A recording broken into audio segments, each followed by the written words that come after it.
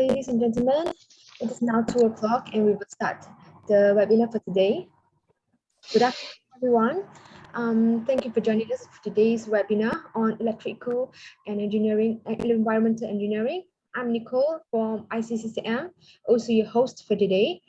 Before we begin, I would like to extend a very warm welcome to the following important representatives. They are Mr. Xiong Si, Standing Committee Member of the Party Committee and Vice President of Chengdu Aeronautic Polytechnic, China. Ms. Yang Xiangling, Dean of School of International Education and Director of the International Cooperation and Exchange Office of Chengdu Aeronautic Polytechnic. Dr. Dwi Retnani, Vice Rector of Universitas PGRI Buana, Surabaya. And the presenters of today's webinar, Professor Liu Chong and Dr. Rani Ratnawati, for bringing about this webinar with us here today. Also, thanks to all the participants from Universitas PGRI Buana, Surabaya for attending this webinar. We hope you learned a lot today, and we have lined up for you to be fruitful and engaging. Now, let's begin the webinar for today. First of all, let's welcome Mr. Xiong Si, Standing Committee Member of the Party Committee and Vice President of Chengdu Aeronautic Polytechnic, for giving a speech. 下面让我们有请成都航空职业技术学院副校长熊希教授致辞。尊敬的印度尼西亚泗水大学副校长迪维雷特纳尼博士，工程学院院长迪维纽卡哈尼亚女士，马来西亚国际文化交流中心培训部经理殷赫桑女士，本次课题主讲人雷尼拉特瓦蒂博士，各位老师、同学，大家下午好。Distinguished Dr. Dwi Retnani, Vice Rector of the Universitas PGRI Buana, Surabaya, distinguished Mrs. Dwi Nukahiyani, Ms. Izzat Ihzam, Officer Manager of the ICCM, all the participants, all the teachers, faculties, and all the presenters. Good afternoon. 今天是我校“一带一路”中文加职业教育系列培训讲座的首场，非常荣幸和印度尼西亚泗水大学的师生相聚云端。Today it is our first lectures of the Road and Belt Initiative lectures on Chinese plus skills by our schools. And we are very honored and delighted to meet all the faculties and students from the Universitas PGRI Buana. 我谨代表成都航空职业技术学院，对泗水大学各位师生表示热烈欢迎，对马来西亚国际文化交流中心给予的帮助与支持表示衷心的感谢。I would like to take this opportunity on behalf of the Chengdu Aeronautic Polytechnic. I would like to extend our warm welcome to all the faculty and students from the Universitas PGRI Buana and extend our sincere gratitude for all the help from the ICCM. 印度尼西亚物产丰富，风景秀丽，拥有悠久的历史和灿烂的文明，经济发展动力强劲。 被誉为赤道上的翡翠。Indonesia is rich in resources and has beautiful sceneries. Indonesia also enjoys long histories and splendid civilization. Indonesia also enjoys a very strong economic momentum, and it has been called the embroid in the Ecuador. 中国与印度尼西亚友好交往历史 源远流长，双方的合作交流也促进了两国经济、教育和文化的发展。The friendship between the two countries can date back into the histories. The exchanges and cooperations between the two countries promotes the education and economic and social development for the two countries. 我们也非常重视与贵国高校开展交流与合作。We value the opportunities of cooperation and exchanges with the higher education institutions from Indonesia. 在此，我向各位简要介绍一下我们学校。 Also, I would like to take this opportunity to introduce you briefly about us. 成都航空职业技术学院建于1965年，位于中国西南部四川省省会城市成都。 Chengdu Aeronautic Polytechnic is founded in 1965, and we are located in Chengdu, the capital city of southwestern China, Sichuan province. 学校始终坚持服务航空的办学定位，下设有航空装备制造产业学院等9个2级学院，在校学生约15000人。 Our school uphold the philosophy and the thoughts of serve the aeronautic industries. We have 9 schools, including the Aeronautical Manufacturing Industry School, and we have the students in total around about 150,000. 学校坚持开放办学、合作共赢的国际化办学理念，设有国际合作与交流处和国际教育学院，开展多元化的国际合作与人才培养。 We always believe win-win cooperation and open education. We set up the Office of Cooperation and Exchange and the School of International Education to undertake the diverse international cooperation and co-talent education and training. 我们已经和全球10个国家地区的51个教育機構建立了国际合作关系。 We have established a cooperative relationship with 51 institutions from 18 countries and regions around the world. 我们在2015年世界教联2018年荣获世界职教院校联盟卓越奖。 In 2015, we are very honorably joined the World Federation of Vocational and Polytechnics, and in 2018, we won the Excellent Reward Award from this federation. 一位雷特纳博士、尤可哈尼亚女士、各位老师、各位同学。 Dr. Dewi Rintanani, all the faculties and presenters, and all the students. 工程领域的技术革新深刻地改变着人类发展进程，而工程领域的进步与发展离不开国际化高素质技术人才的支撑。 The engineering area has always promoted the development of peace, and the ultimate needs the support of international high-skilled talents.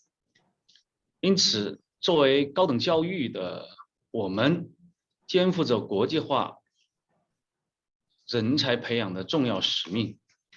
Therefore, as higher education institution for both of us, we shouldered the important responsibility of educating and training the high-skilled international talents for engineering industry. 我相信，今天我们以电气工程这个主题搭建起的合作与交流的桥梁，不仅可以加深彼此对学术和教学的认识，还将为全球的人才培养做出应有的贡献。 I believe today's event can be the bridge of communication and exchange between us. We can share our thoughts in the academic and pedagogical practices, and we also believe this event can contribute the education and training of the talents in the future. 最后，预祝本次培训取得圆满成功，预祝大家通过研讨交流碰撞出新的观点、新的想法。 At last, I wish full success for this event. And I also hope through this communication exchange, we can generate new thoughts. 同时，我也仅代表成都航空职业技术学院，真诚地邀请迪维雷特纳博士、刘卡哈尼亚女士、雷尼纳特瓦蒂博士、各位老师、各位同学，在适当的时候访问我校，访问四川成都。In the meantime, I also would take this opportunity on behalf of the Chengdu Aeronautic Polytechnic. I sincerely invite Dr. Dewi Ritanani, Mrs. Dewi Nakahania, and all the faculties and students to visit Chengdu in the future. 谢谢大家。Thank you very much. Thank you, Professor Xiongxi. 谢谢熊教授.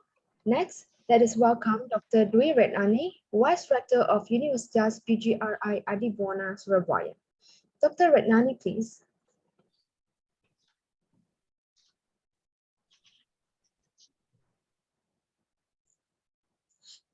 Dr. Retnani, you are muted.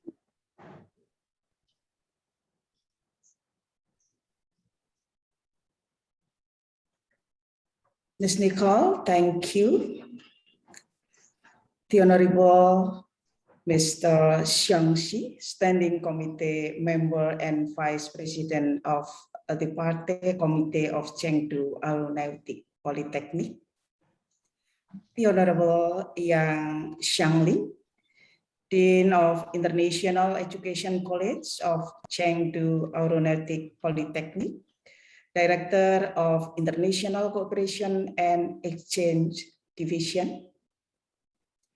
The Honorable Ms. Ishan, Office Manager of Malaysia International Cultural Communication Center. The Honorable Mrs. Yunia Dwi Nur Cahyani, Dean of Engineering Faculty of Universitas PGRI Adi Buana, Surabaya, and the members, the Honorable Heads of Department and Program at Engineering Faculty of Universitas PGRI Adi Buana, Surabaya, and all distinguished speaker, participant of webinar, ladies and gentlemen.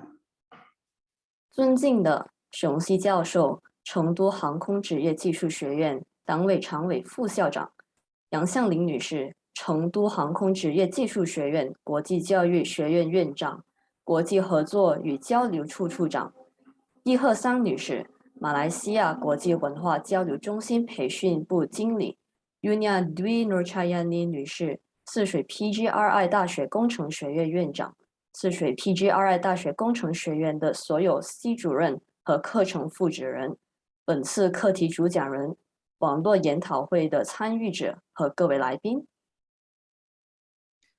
It is a great pleasure to address you all in this webinar, Electrical Engineering and Environmental Engineering, supported by Chengdu Aeronautic Polytechnic, China, and Engineering Faculty of Universitas PGRI Adi Buana, Surabaya.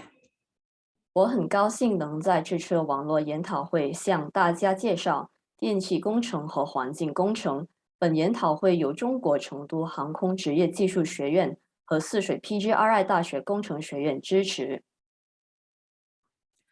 On behalf of Universitas PGRI Adi Buana, Surabaya, Indonesia, I would like to express my gratitude to ICCCM, who initiated to facilitate this program with genuineness. My biggest thanks also to Prof. Lu Chiong, the speaker who will deliver the topic, Technical Development and Teaching Practice of Electrical Engineering and Automation, and Ibu Dr. Reni Ratnawati, the speaker who will deliver the topic, Phytoremediation of Heavy Metal Contaminated Soil. 我谨代表泗水 PGRI 大学对马来西亚 ICCM 表示真诚的感谢。我也要感谢刘琼博士，他将和我们分享关于电气工程及自动化技术发展与教学实践，和 Dr. Rani Ratnawati， 他将和我们分享关于重金属污染土壤的植物修复技术。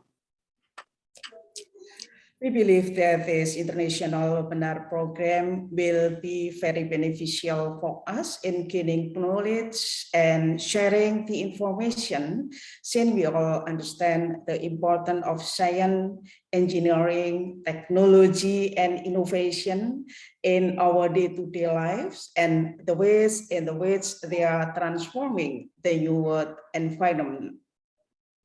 我们相信这个国际网络研讨会将非常有利于我们获得知识和分享信息，因为我们都了解科学、工程、技术和创新在我们日常生活中的重要性，以及它们改变新世界环境的方式。Ladies and gentlemen, changes are needed. This international cooperation is becoming important in tackling these challenges of improving the engineering field, and meaningful and constructive changes can only be achieved together. 各位来宾，变化是需要的。国际合作在应对改善工程领域的这些挑战中非常重要，因为有意义和建设性的变化只能一起实现。We are indeed very delighted with this event, especially with the collaboration of our speaker today, who are from Chengdu Aeronautic Polytechnic, China, and engineering faculty of Universitas PGRI Buana, Surabaya, respectively.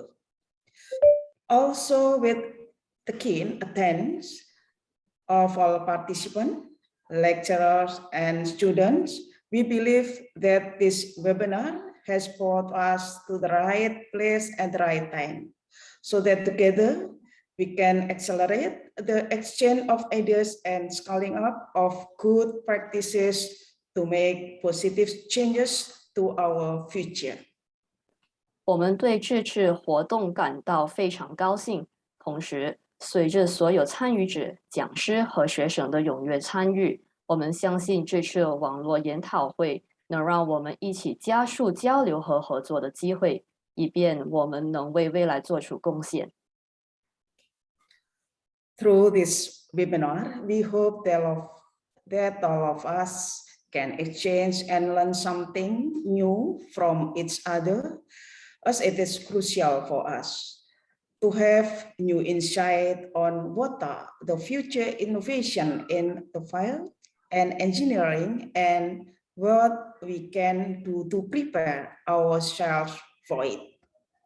通过这次网络研讨会，我们希望在场的所有人都能互相交流和学习，因为这对我们在工程领域的未来创新方面将有新的见解，以及我们可以付出什么来为未来的打算做出准备。We welcome all members of Chengdu Aeronautic Polytechnic and ICCCM to visit Universitas PGRI Buana, Surabaya with open arms. In reference to our campus Semangat Pagi. Sentence Pagi acronym with Peduli, Amanah, Gigih, and Innovative. Peduli is caring, Amanah is reliable, Gigih is perseverant and innovative. We would like to invite all of you to our warm and comfortable environmental site that has a vibrant ecosystem to experience our academic and leisure activities. 我们欢迎成都航空职业技术学院和 ICCM 的所有成员往后来参观泗水 PGRI 大学，来体验我们的生活环境、学术和休闲活动。Ladies and gentlemen, this cooperation and collaboration is an absolute honor that is beyond words. Therefore, we sincerely welcome this harmony and let us continue to improve our trust and understanding through the expansion of ideas where we can combine our efforts together prominently. 各位，此次合作和协作是我们的荣誉，是无法用语言表达的。因此，我们真诚地欢迎国际协和，让我们继续通过信任和理解来拓展我们的知识与思想，以便我们能把所有的努力结合在一起。Finally, this webinar is a stepping stone towards our future goals in the innovation of science and technology. I would like to wish everyone here great success in your future endeavors. Thank you very much. 最后，这次网络研讨会是我们实现未来科技创新目标的一个开始。我谨祝愿在座的各位在今后的工作中巨大成功。谢谢大家。Thank you so much, Dr. Dwi Retnani. Next, let us welcome Ms. Isan, Office Manager of ICCCM, for giving a speech. Ms. Isan, please. 下面有请马来西亚国际文化交流中心培训部经理伊善女士致辞。Okay, thank you, Nicole. Good afternoon, everyone. Thank you for your presence today. We are so delighted to welcome you online with us in attending today's sharing. 尊敬的各位领导、全体成员、在座的所有老师们，大家下午好！非常感谢各位准时出席今天的活动。Today, we are conducting a joint Belt and Road Initiative webinar in China, Malaysia, and Indonesia through the facilitation of the Internet. Our webinar today is an electrical and environmental engineering, jointly organized by International Cultural Communication Center Malaysia, Chengdu Aeronautic Polytechnic China, and Universitas PGRI Buana Surabaya of Indonesia. 今天我们通过互联网，在中国、马来西亚以及印度尼西亚3地开展联合“一带一路”研修会。此次以电气工程和环境工程为主题的研讨会，由我们马来西亚国际文化交流中心、成都航空职业技术学院以及泗水 PGRI 大学联合举办。Before we start, I would like to express my sincere thanks to these important representatives.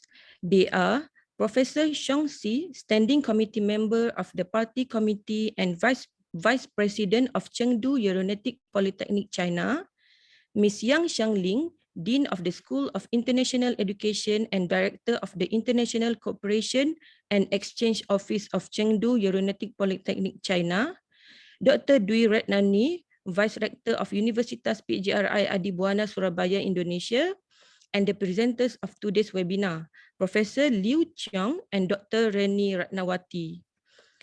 Also, to all ICCCM members and supporting crews from China and overseas who have been contributing to this webinar, thank you for your efforts in making this event a success. And once again, our warmest thanks goes to all the participants for joining this event.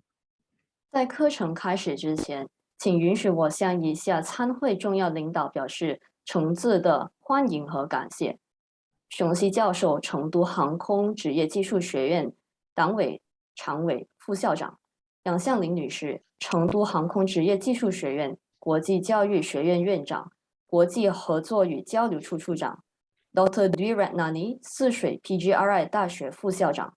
本次课题主讲人刘琼博士和Dwi Retnani博士，以及所有的本次网络研讨会的幕后工作人员、ICCM 的所有海内外成员、各协作方团队，感谢你们对本次网络研讨会顺利开展的辛勤付出，向参加本期研修会的全体学员表示热烈的欢迎。China, Malaysia, and Indonesia are members of the Belt and Road Initiative. We share a significant history of neighboring friendship for thousands of years. Our center has been promoting the consolidation of international friendship, striving for equal development of going global and welcoming harmony. We believe that through our efforts, we can promote the educational, economical, and cultural exchanges among Southeast Asian countries and further promote and strengthen the friendly relations among countries. This webinar is incredibly significant to all parties, and we are very happy to have this opportunity to hold this collaborative event on electrical and environmental engineering with you. Hence, let us learn, communicate, and progress together. 中国、马来西亚和印度尼西亚皆是“一带一路”成员国，有上千年的邻邦友谊。我中心一直以来推进国际友谊建设，实现走出去与引进来并重发展。希望通过我们的努力，能促进中国与东南亚各国之间的教育、经济、文化交流和进一步推动并加强各国之间的友好关系。此次研修会对各方意义重大，我们很高兴能有今天这个机会，和大家一起举办本次电气工程和环境工程交流活动，大家一起共同学习、共同交流、共同进步。Without further ado, the webinar will begin now. I wish all the leaders, trainers, and trainees here good health, success, and prosperity in life. Thank you, everyone. 最后话不多说，让我们开始今天的课题分享吧。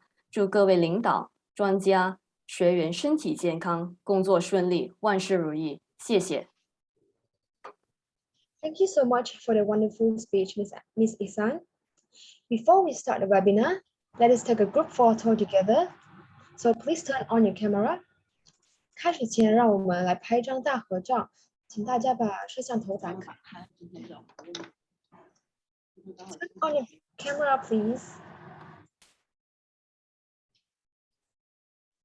I will take the photo in the count of 3. 1, 2, 3. Smile. 1, 2, 3. All right, thank you for your cooperation. And also thanks to the leaders from Chengdu Aeronautic Polytechnic. Now let's continue to the main part of today's webinar.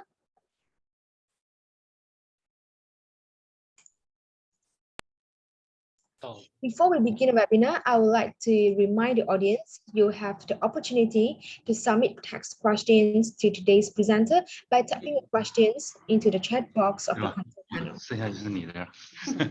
You may send in a question at any time during the presentation. We will collect this and address them during the Q&A session at the end of today's presentation. Thank you. To start the webinar session for today, I would like to briefly introduce the first speaker of today, Professor Liu Qiong. She's a lecturer at Chengdu Aeronautic Polytechnic. She has been teaching for 20 years. She teaches courses such as hydraulic, pneumatic transmission, sensors and automatic detection technology, and electrical control and PLC. Her research interests are electromechanical integration direction, international electromechanical bilingual talents training direction. Now, let's welcome Professor Liu Qiong for giving the topic on development of electrical engineering and its talent education and training. Professor Liu, please. Thank you. Thank you. Good afternoon, everyone. Welcome to the lecture. Is it clear? I'm very glad to have this opportunity to share some information about electrical engineering. The topic I'm going to deal with is development of electrical engineering and its talent education and training.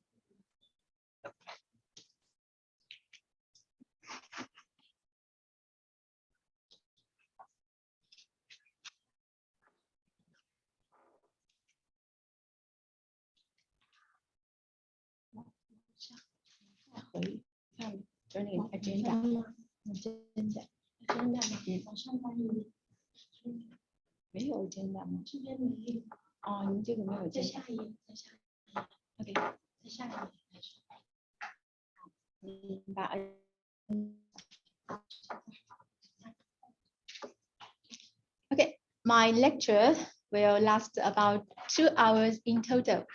Please look at agenda.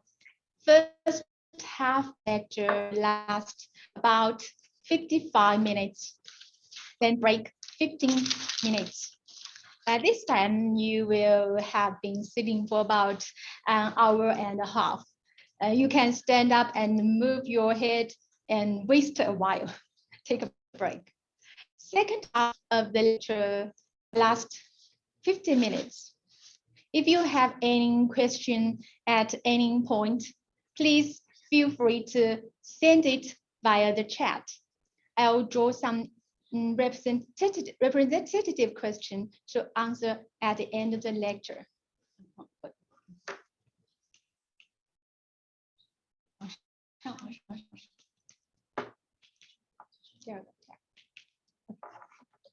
My name is Liu Chong. You can call me Lisa.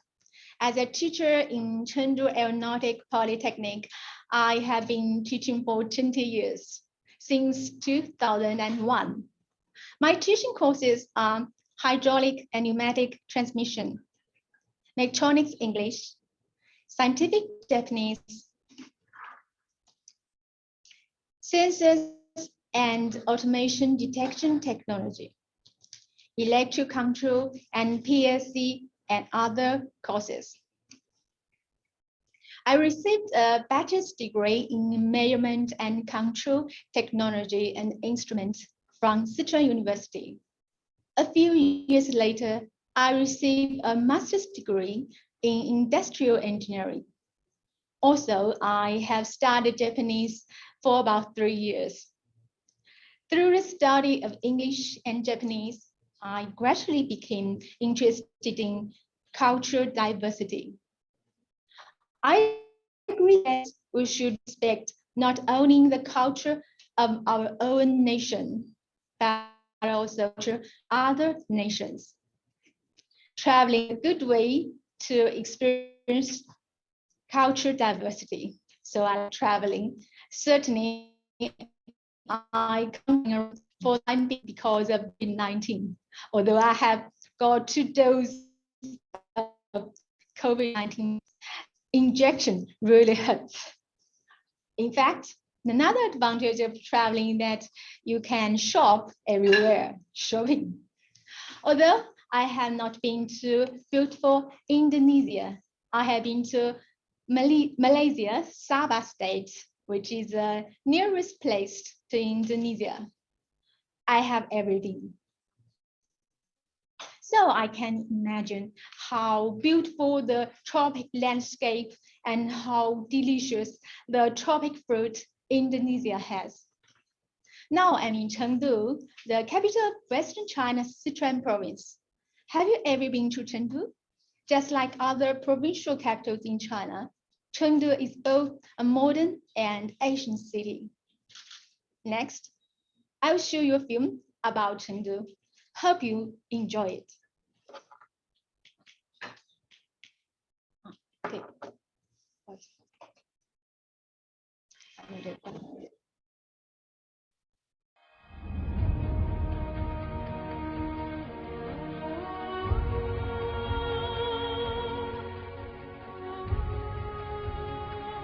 Out of nice heaven Chengdu was born, where thousands of households looked as pretty as a picture.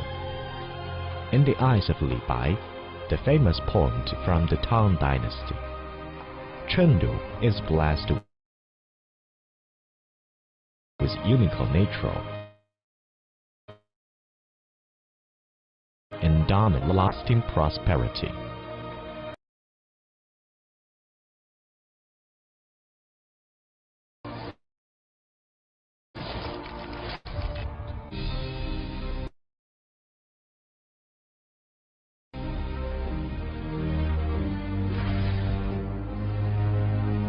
Chengdu has 4,500 years of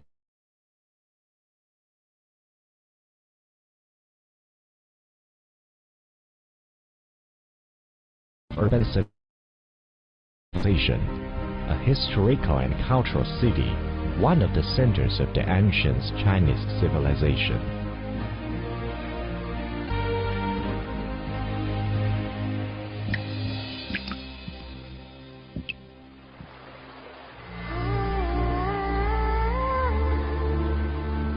Built in 2,300 years ago, the Dujiangyan irrigation system, it gave rise to a land of plenty that was free from floods, drought of famines.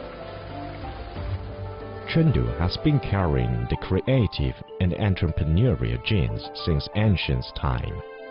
The first local public school in China, the Wenwen's stone chamber, built in 141 BC, is still one of Chengdu's finest schools today.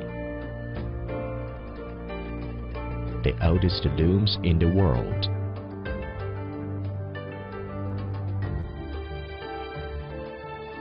And the world's first paper money, jiaozi, were both born in Chengdu.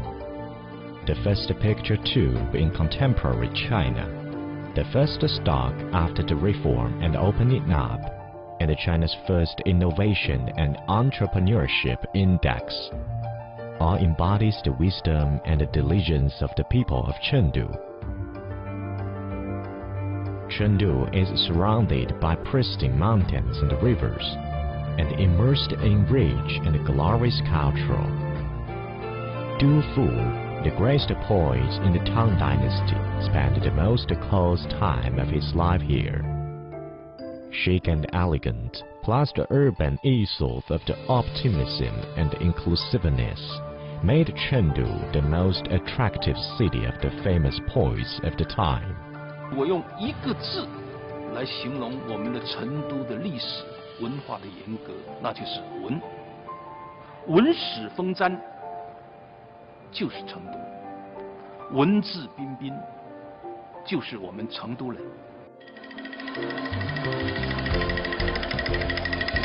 Today, Chengdu is the happiest city in China, the best city to visit in China named by the UNWTO.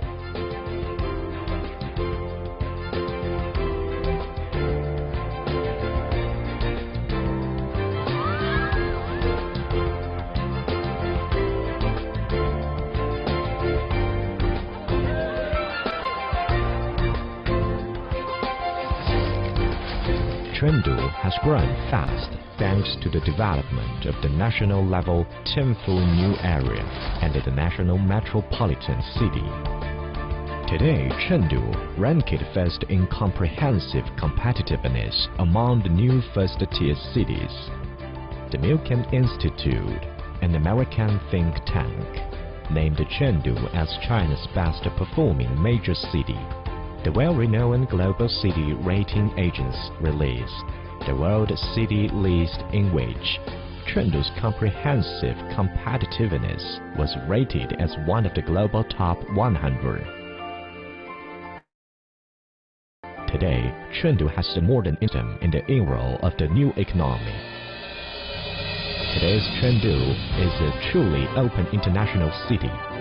As China's nearest national metropolis to Europe, it has more than 100 international roads to the rest of the world.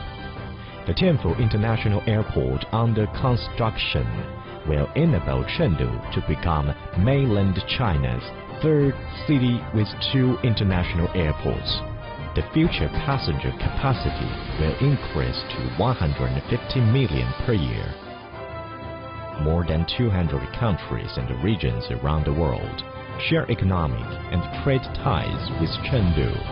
Nearly 300 of the world's top 500 companies have settled in Chengdu.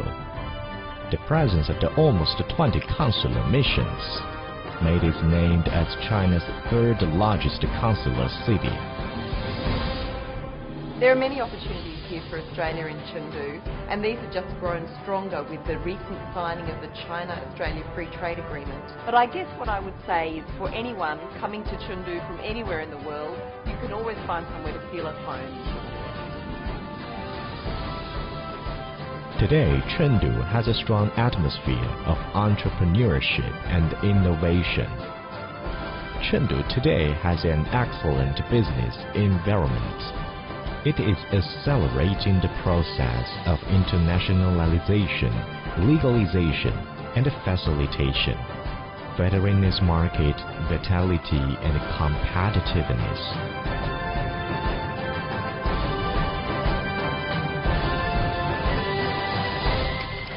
Chengdu has become successful thanks to the Go West and the Belt and the Road initiatives.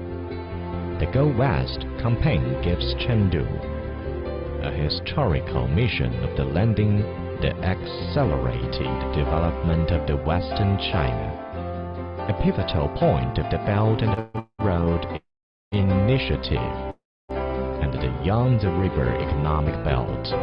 The Chengdu-Europe Express trains depart from Chengdu and reach Europe's hinterlands within 11 days.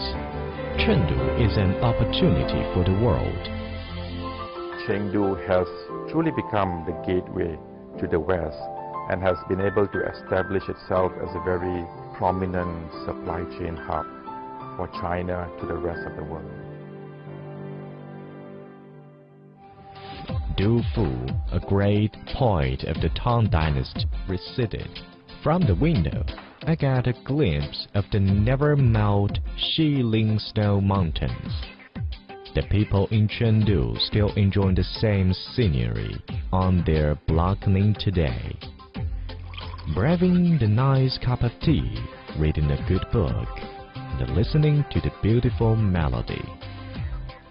That's the life of many people in Chengdu, making it an artsy capital of music. The Tianfu Greenway is turning Chengdu into an evergreen and picturesque city of blooming flowers and clean rivers. 建立我正确的价值观和人生观的时候，我正好在成都。它很青春，很火辣，很时尚，让我成长很多，对我现在也是受益匪浅。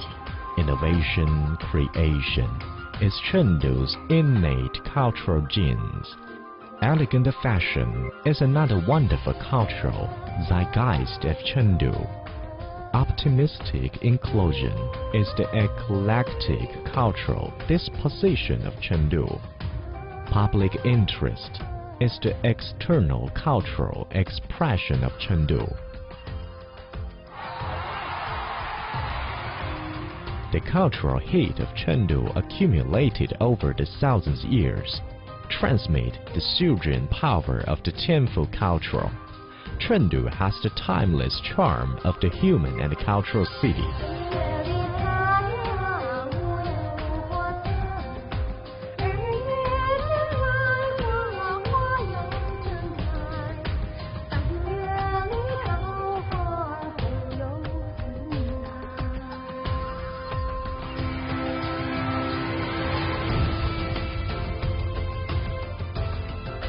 Tianfu Chengdu, a city you never want to leave. Chengdu.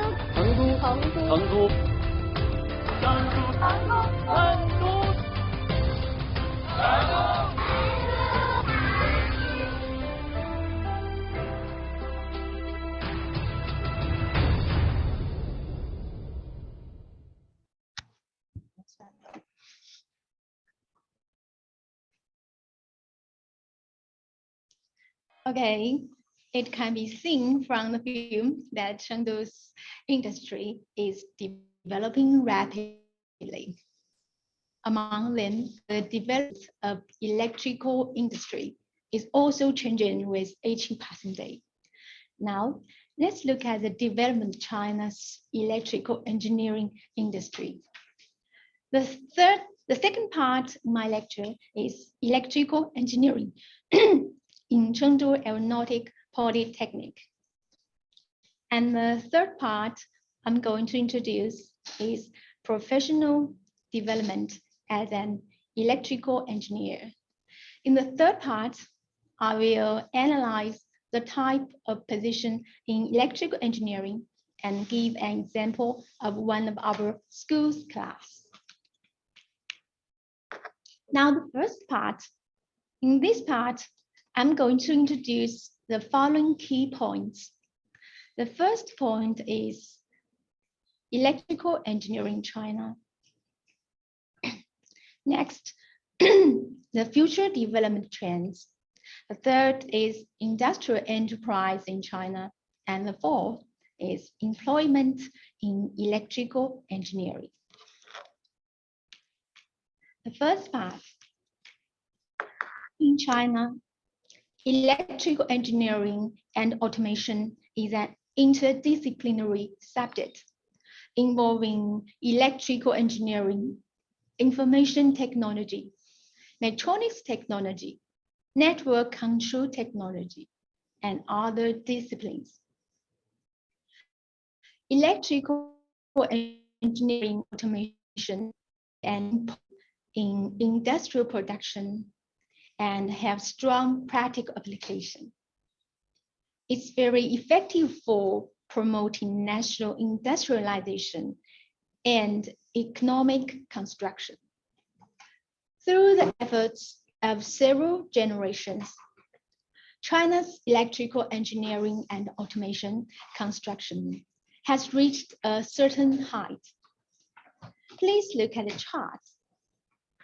Industrial robots, hydraulic and pneumatic transmission, network information technology, mechanical engineering. In fact, these 5 elements are only basic elements of electrical engineering. It encompasses more and more new technologies with the developing of industry. Because the industry technology is booming at an unprecedented speed. Today's electric engineering is different from the traditional electric engineering. I choose one basic element, industrial robots, as an example to show the growth.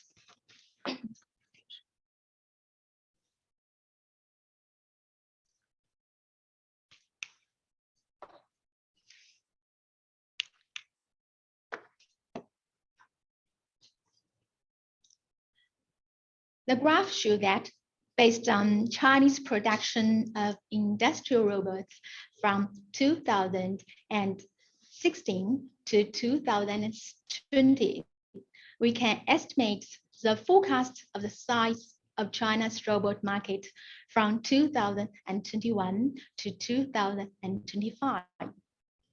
The output of industrial robots in China also expanded from 72,426 sets in 2016 to 237,068 sets in 2020.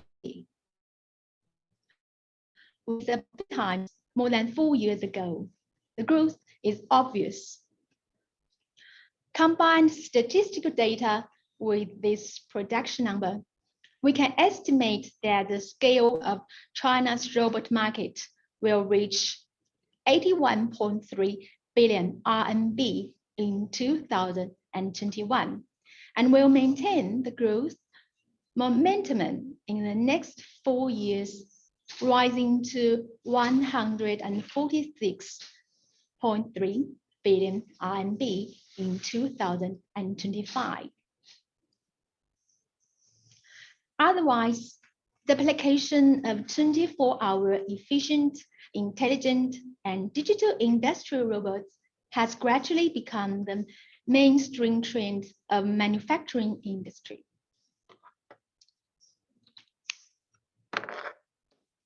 With the development of global automation, artificial intelligence, and the other technologies, the expenditure of global enterprise in the field of automation and artificial intelligence also increased.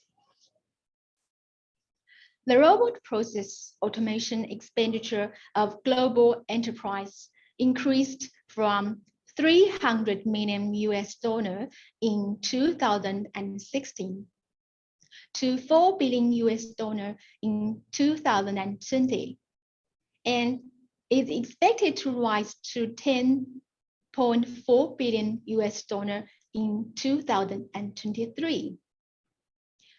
Global enterprise expenditure on intelligent process automation increased from $4.8 billion in 2016 to $9.6 billion in 2020, and is expected to rise to $13 billion in 2023.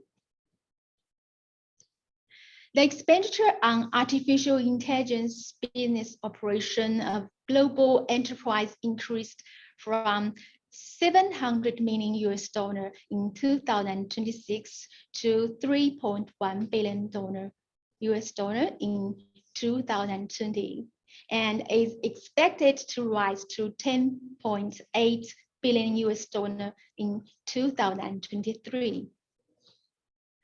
The combination of automation, artificial intelligence, and traditional industries, especially manufacturing, will be an important factor for enterprise to improve efficiency and competitiveness in the future.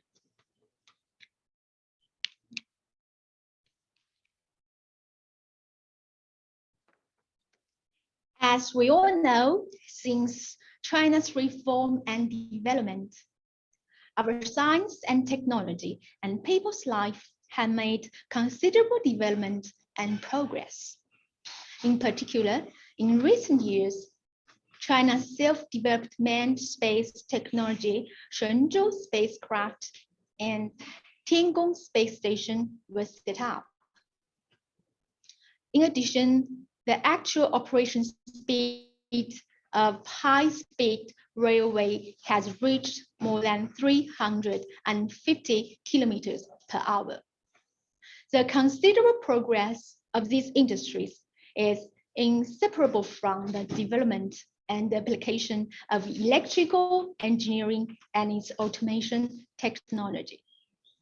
Just now is an analysis of data. Next, I invite you to watch two videos to view electric engineering in China.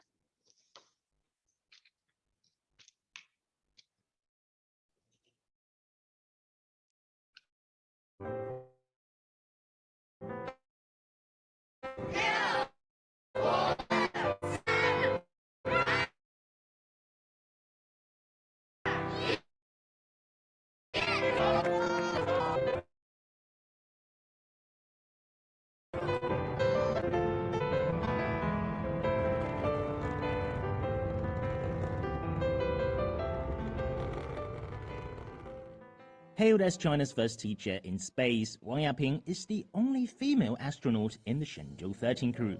From hypergravity training and neutral buoyancy simulation to vestibular exercises and theoretical learning, Wang defied any trials and tribulations on her path to explore uncharted territory in space. 我小的时候就梦想自己有一天也能变成一只小鸟，在天空自由自在地飞翔。我21岁的时候呢，刚刚从飞行学院毕业，成为了一名真正的飞行员。就是我们航天员大队有一句话，有一种生活你没有经历过，就不知道其中的艰辛；有一种艰辛你没有体会过，就不知道其中的快乐；有一种快乐你没有拥有过，就不知道其中的真谛。你要有脚踏实地的付出和努力，才会有仰望星空的底气。成为航天员到现在已经有10年多的时间了，这10年多的时间一直都是在用心在体会着这份追梦的幸福和快乐。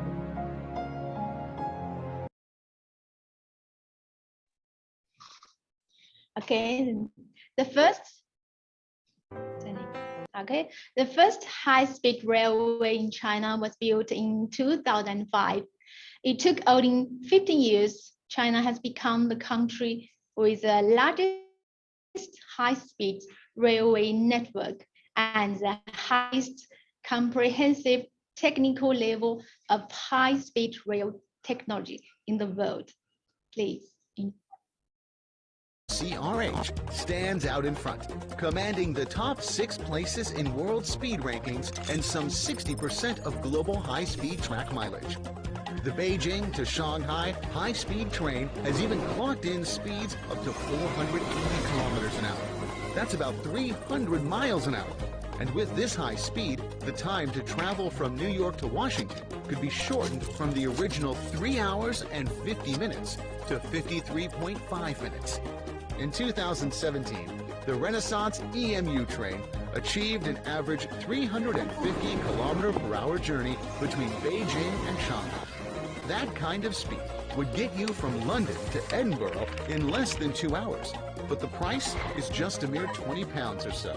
In fact, China sells the cheapest high-speed train tickets in the world, which means if a Londoner gets on a Chinese high-speed train on Friday after work, it will be very easy to travel to Edinburgh and enjoy the most authentic Scotch whiskey there. High-speed rail changes life. That is why China keeps building it. Since high-speed rail debuted in China with the Beijing to Tianjin link in 2008, China has built 4 east-to-west high-speed lines across the country and 4 north-to-south routes. Along with its extensive high-speed rail networks, China has been transformed into a vast, economically connected transportation network. Departing from Beijing in the morning, you can go to Shanghai to have a meeting and arrive in Hangzhou in the afternoon to enjoy beautiful scenery and eat local delicious sweet and sour fish near the West Lake. At night, you can return to Beijing at 10 p.m. right on time. It is easy to shuttle between 3 cities in just one day.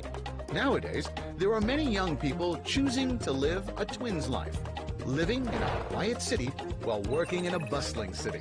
The transportation time is only an hour, while the cost is as low as $16. Different from other countries, high-speed rail construction in China receives government subsidies and support. It has also been constantly upgraded in the past 5 years. As high-speed rail increases the flow of economic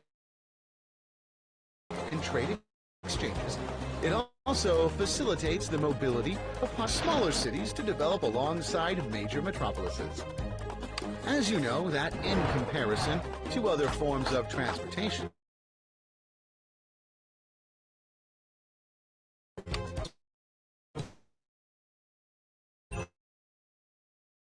pollution and energy consumption. Therefore, development. There are so many benefits about high-speed rail.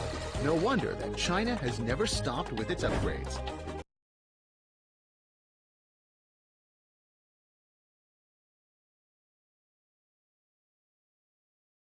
CRH. Okay, now you must have a question. Why has China made such great achievements? I will analyze it for you after introducing China's leading electrical equipment. Next, as you know, we have electrical engineering to thank for many of the devices we use every day. That brings us a new field of electrical engineering, computer. In their beginning, before World War II, most computers were part of what was called radio engineering. Most of the computers' focus was on radar, radio, and early television. The primary work was in processing the signals of those devices. Computers only began to gain a broader audience after the transistor was developed in 1947. The point contact transistor was a semiconductor device that could amplify or switch electrical signals. It allowed electric engineering to replace vacuum tubes, which were bulky, unstable, and consumed too much power. But while the computers could be smaller, they were still pretty large. They also needed a separate integrated chip for each one of their functions. Then in 1968, American engineer Marshall Hoff helped solve these problems. He conceived of a universal processor that could be used by all computers. His work led to the Intel 4004, the world's first commercial microprocessor. These microprocessors were so tiny, the computers themselves could be even smaller. And that's how electrical engineering shaped the world we live today. With the telecommunications, electric power, and lighting and computers. The fact it takes all three of these fields, none of which even existed until a couple hundred years ago, to work together for you to watch me and listen to me right now.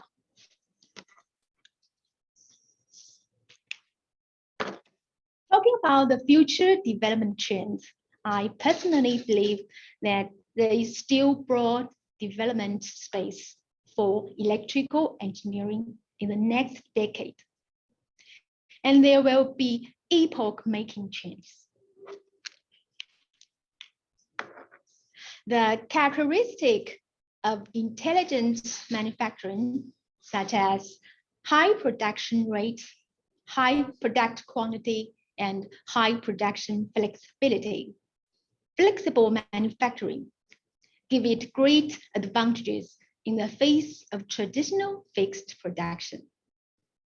Traditional fixed production adopts the method of assembly line manufacturing for centralized control. Production is carried out according to process sequence. Communication between people and production machines and intercommunication between production machines is limited during production. It has a disadvantage that real-time monitoring of location information is not possible. Intelligent manufacture adopts the production mode of self-manufacturing and achieves autonomous production through decentralized control. The application of wireless communication makes it possible to track the location of location information in real time.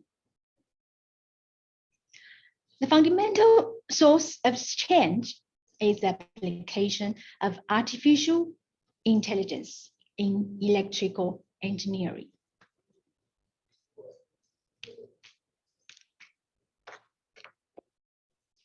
With the popularization of the research and application of machine learning and deep learning, the combination of information and technology and electrical engineer to form new electric engineering with artificial intelligence will be the development trend of electrical engineering in the future. Today's world is in a new economic era characterized by profound changes in science and technology and the emergence of new technologies, new formats, and new models.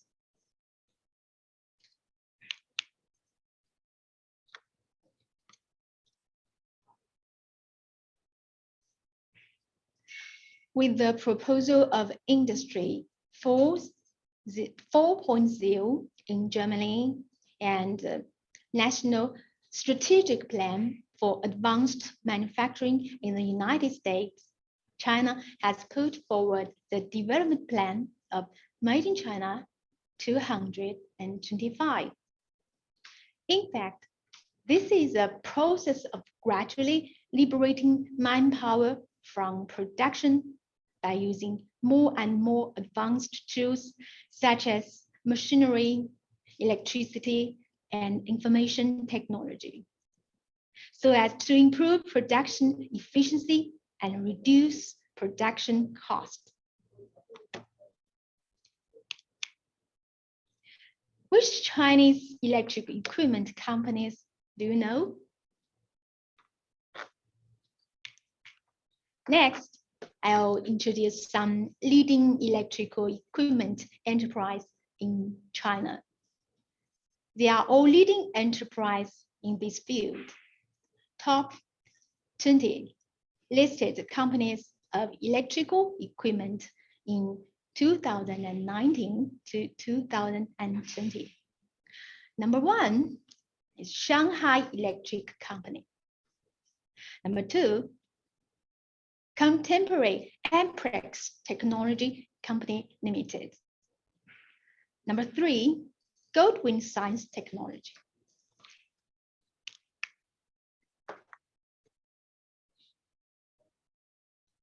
This is the Shanghai Electric Company.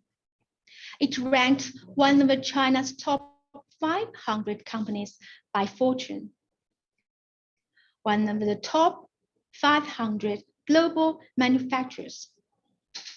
Shanghai Electric Group is a world-class integrated high-end equipment manufacturer, focusing on smart energy, intelligent manufacturing, and smart city business areas, providing industrial-grade green and intelligent system solutions to customers.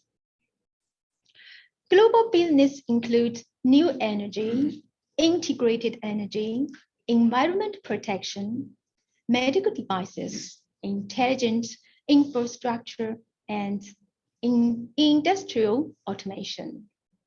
Relying on profound manufacturing capabilities, project experience, and source base, Shanghai Electric Group is aligned with national strategies based on smart manufacturing and upgrading, relied on technology empowerment, driven by 2 wheels of industry intelligence and industrialization of services, collaborating with all parts of large and small industrial creators, and making every effort to build an industrial triangle ecology of smart equipment,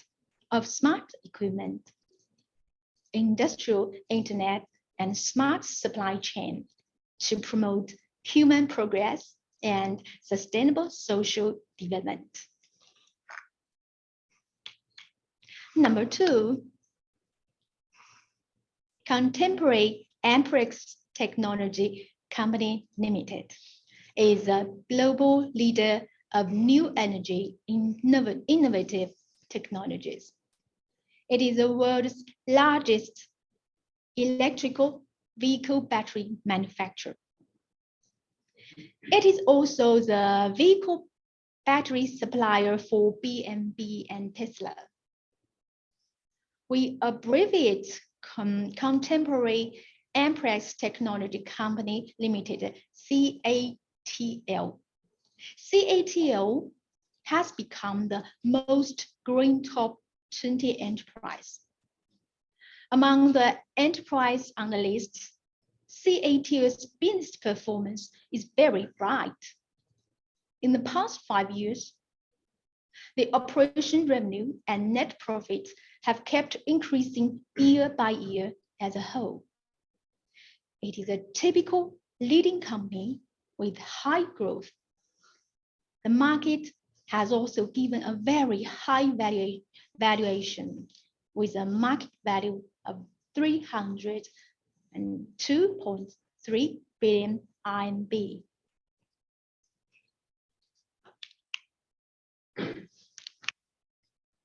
The foundation team established ATL in 1999. It has ranked second in 2020, indicating that it is developing very fast. The shares of CATL in 2018 were 30 RMB per share. Can you guess how much is it now? And now they are 630 RMB per share. If you bought 10 of its share in 2018. After owning 3 years, can you calculate your fortune? It is 210,000. It has increased 21 times in 3 years. What do you think? It is the fastest growing stock in the top 19.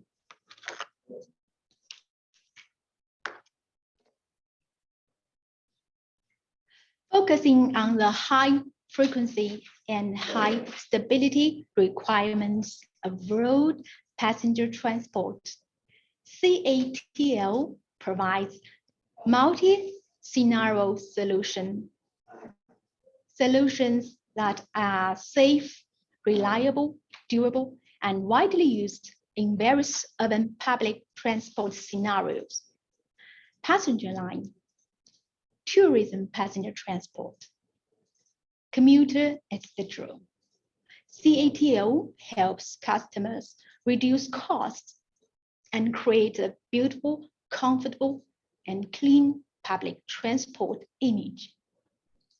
CATL's traction batteries are suitable for light trucks, minibuses, and minivans, and are widely used in express delivery, supermarket delivery, fresh food delivery, and other scenarios. CATL provides customers with safe, reliable, and comprehensive battery solutions, and accelerates the electrification of urban logistics to reduce costs and increase efficiency. Number 3, the Goldwind. Goldwind is a global leader of clean energy, energy conservation, and environmental protection. They are committed to promoting energy transformation to attain access to affordable, reliable, and sustainable energy for all, and to drive a renewable future. As you can see, specializing wind power, environmental protection, they leverage strong scientific research, innovation, and best business practices to take renewable energy efficiency to new heights.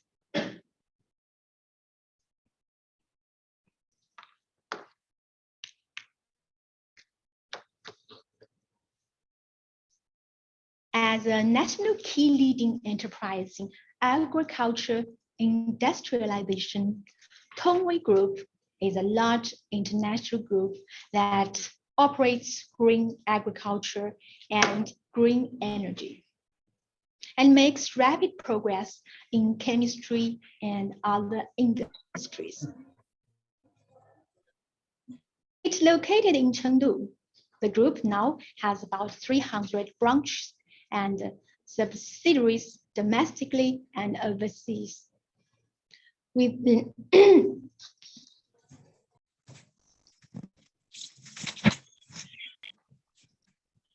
nearly 50,000 employees. It listed subsidiary Tongwei Company Ltd has annual feed production capacity over 10 million tons and is the world's largest aquatic feed producer and one of the world's major livestock feed producers. In terms of new energy industry, Tongwei has become a vertical integrated photovoltaic enterprise engaged in the production of high purity crystalline silicon in the upstream and high efficiency solar cells in the midstream, as well as the construction and operation of photovoltaic power station in the downstream. It has formed a complete photovoltaic industry chain with proprietary intellectual property rights and has become an important participant and major driving force in the development of PV industry in China and even in the world. In 2021, Tongwei Group was again a China top 500 enterprise. This is a well-known true legend in Chengdu. Starting from $78 to $10.9 billion, Tongwei has built itself into the world's two leading industry in 37 years. The founder of Tongwei is Liu Hanyuan. In 1983, he found that aquaculture in Sichuan was not developed. He began to study foreign technology and came up with the idea of cage fish culture. Due to the increasing number of local fish farmers and the lack of fish feed supply, he decided to build a feed factory by himself. In the spring of 1986, he built a feed factory. In 1992, he founded Tongwei Feed Company Limited. In 1999, he entered the chemical industry. Later, in the process of business development, he found the main raw material for the production of polycrystalline silicon. In this way, he entered the photovoltaic industry and began to focus on polycrystalline silicon. What is important is that he had a glimpse of the revolutionary changes that new energy will bring to the world.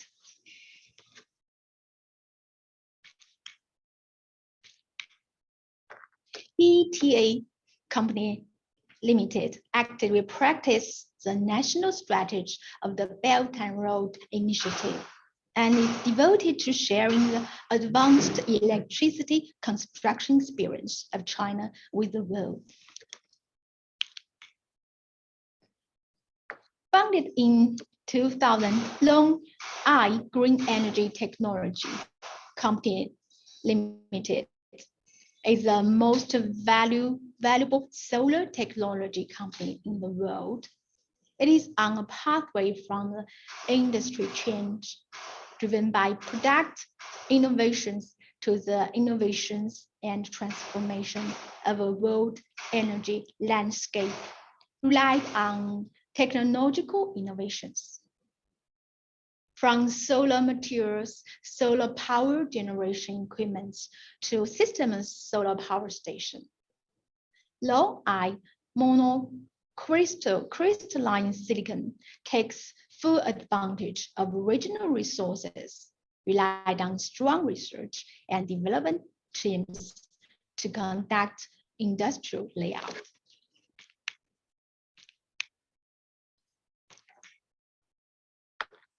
Dongfang Electric Corporation is one of the backbone enterprise group directly supervised by Chinese central government.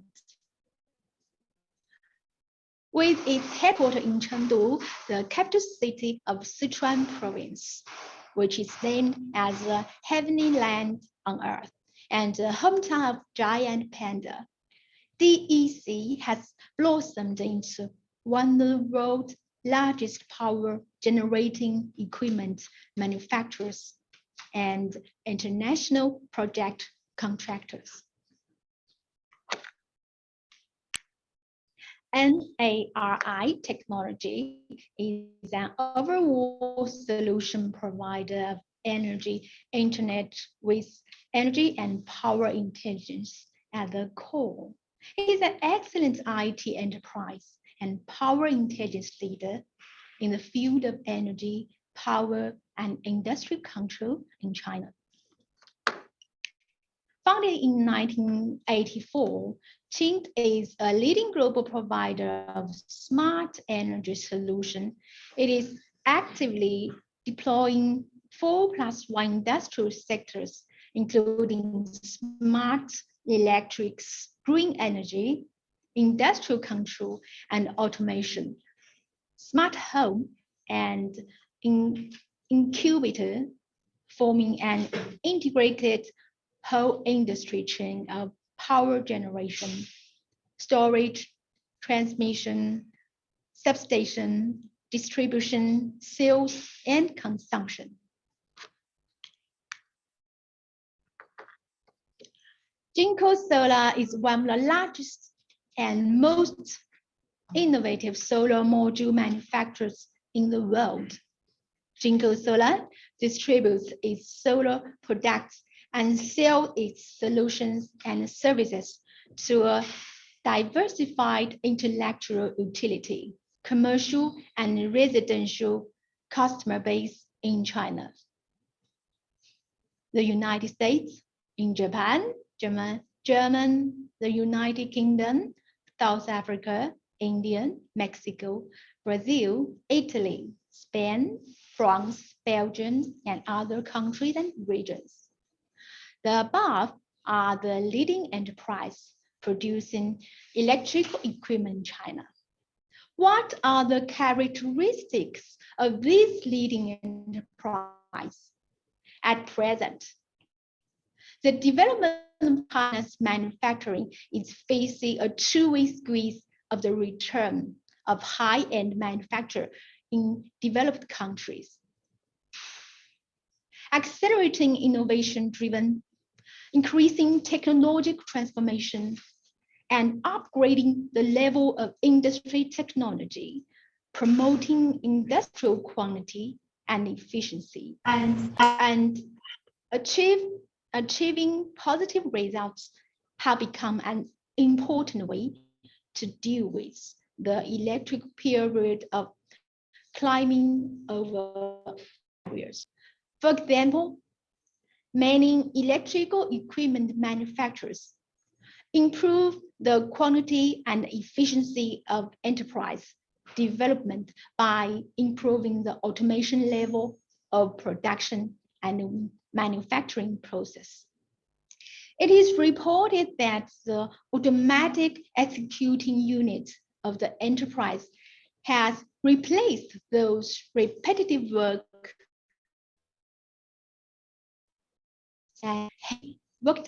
workload, such as material transportation in various stages.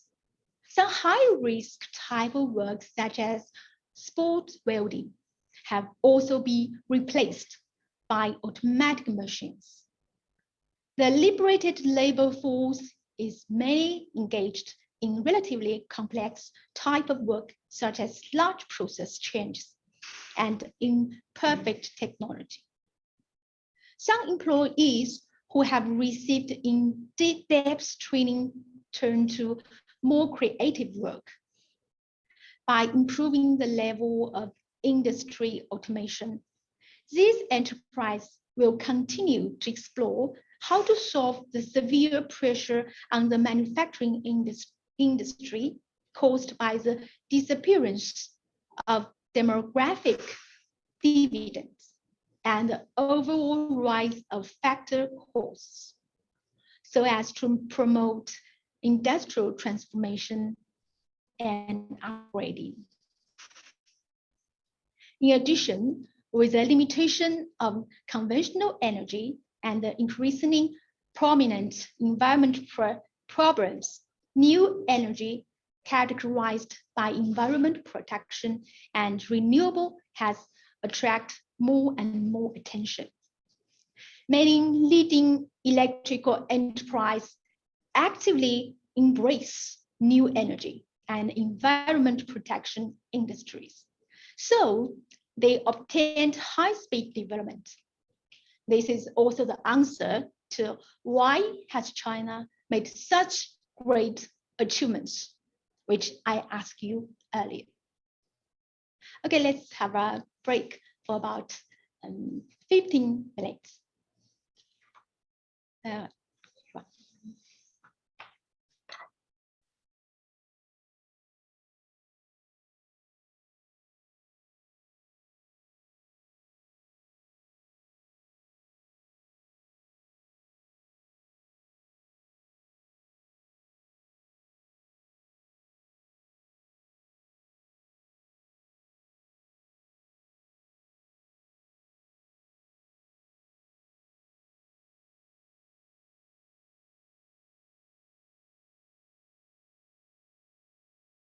Gentlemen, we will have 15 minutes for break and we will come back soon. If you have any questions, please feel free to leave the questions in the chatting box. We will answer the questions later.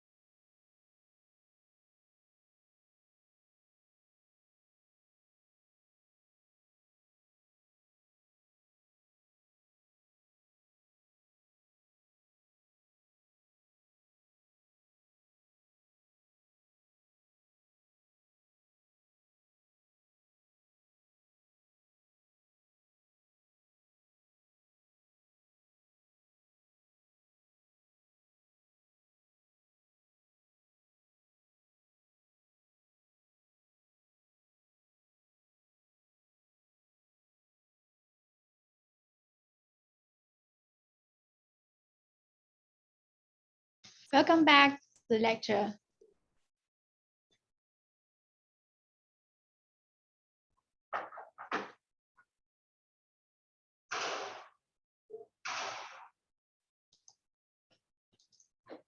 Welcome back. Any refreshment? Next, I'm going to introduce the employment in electrical engineering.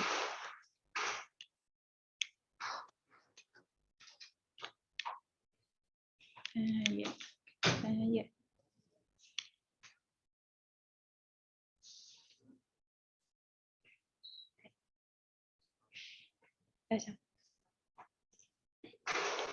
Under the influence of the COVID-19, my country's employment situation has been affected to a certain extent from 2020 to 2021. Therefore, when they take the college entrance examination and viewing their major, candidates pay special attention to the future employment opportunities.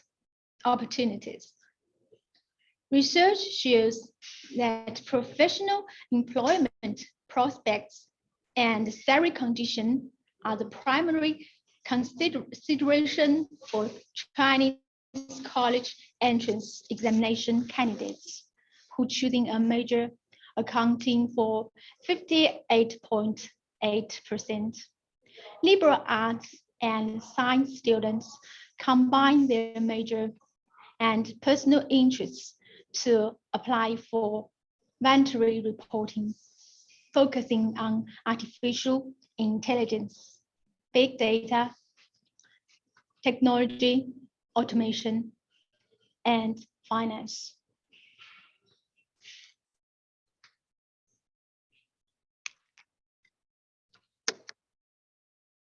The pie chart shows employment distribution of China's graduates from electrical engineering and automation in 2020.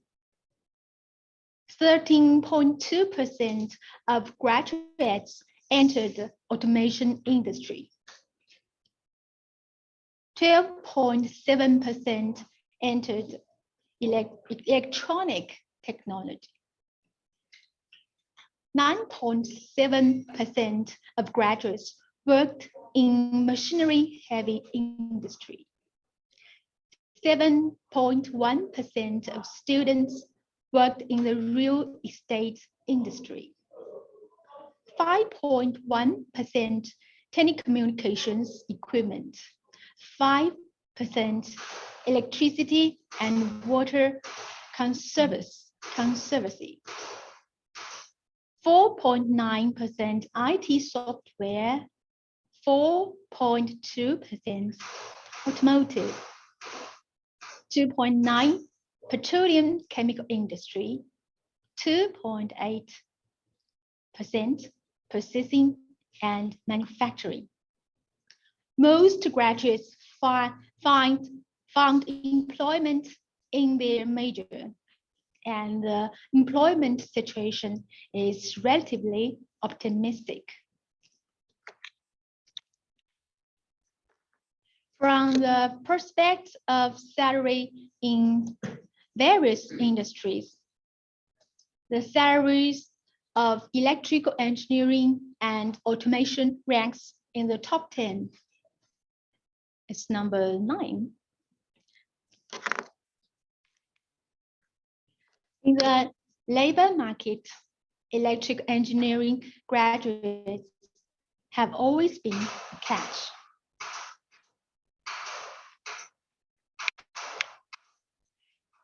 The second part includes 3 key points: development of electrical engineering in Chengdu Aeronautic Polytechnic, introduction to School of Aeronautical Manufacturing Industry, electrical engineering and automation technology curriculum framework.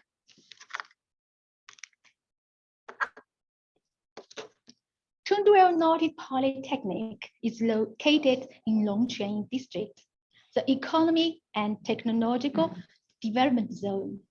It dates back to 1965, when subordinate to the Chinese aviation industry operation.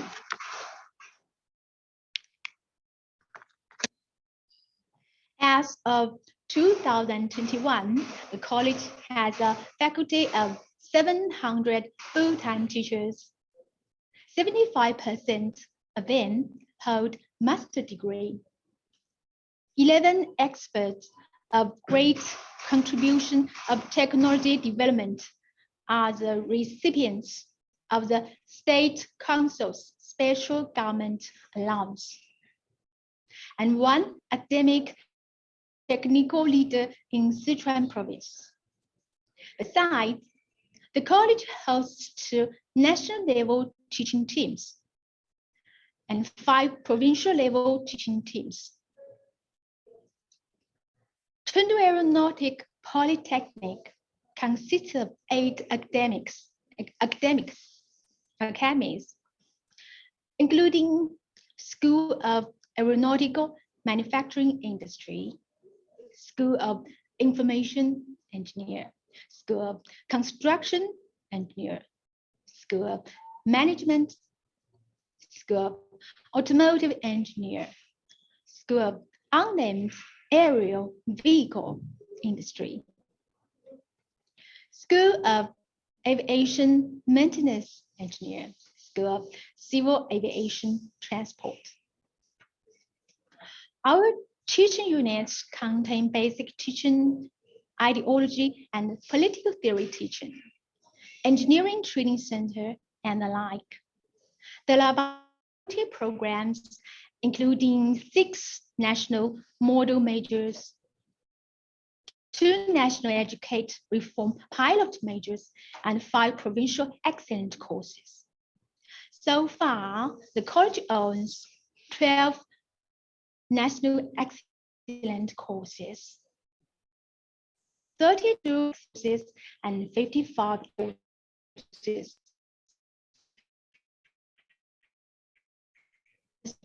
Chengdu Aeronautic Polytechnic has established large-scale training bases equipped with advanced teaching equipment and formed a relatively complete system. Teaching, training, occupation skill, appraisal, and technological services together. In order to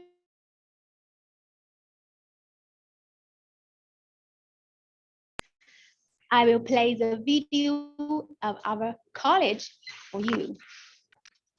Thank you.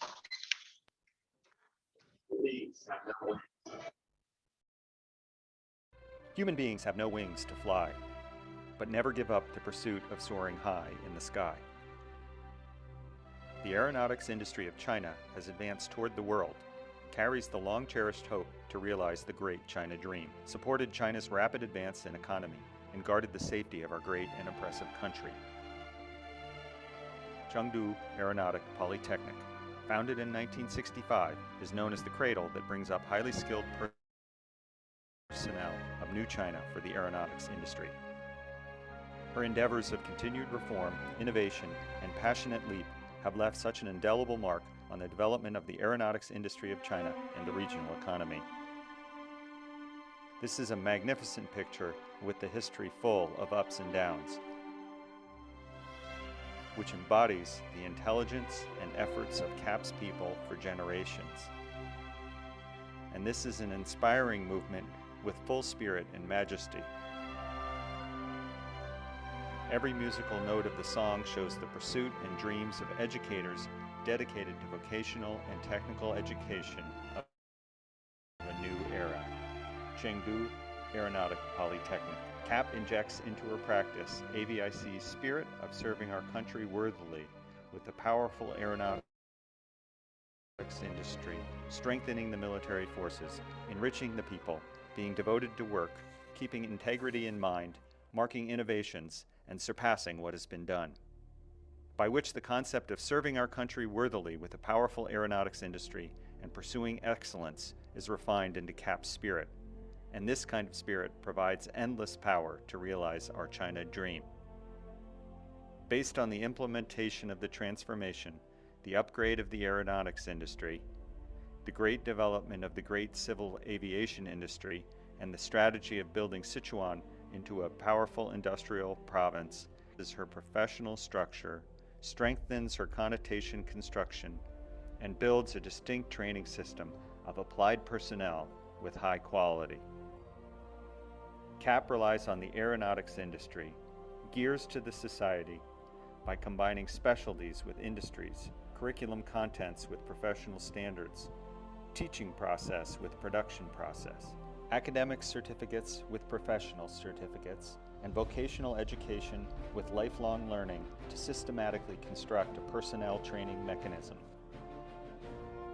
Under the pattern of training talents by combining industry with academy, industry with education, CAP has a teaching staff of multi-skilled experts and double-qualified teachers, including experts and scholars who enjoy the special government allowance, national or provincial outstanding teachers, provincial model workers, model teachers with good morals, technicians and skilled craftsmen from different industries and enterprises, with abundant writings and profound knowledge. They lead to move forward in the reform of higher vocational and technical education.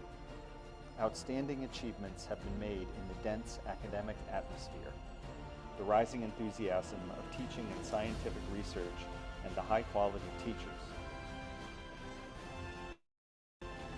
Mastery of fine quality is a must for our students to realize their dreams of employment, service for companies, and improvement of their life with high quality.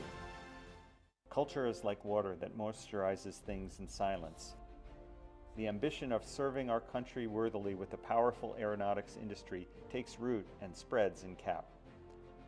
We have created an unprecedented spirit and will hand it down from age to age. We should be willing to listen to different opinions and think about them independently. We should seek facts in practice, innovate while seeking facts, and continuously release our challenging creativity. At present, CAP has been at a new starting point in the history.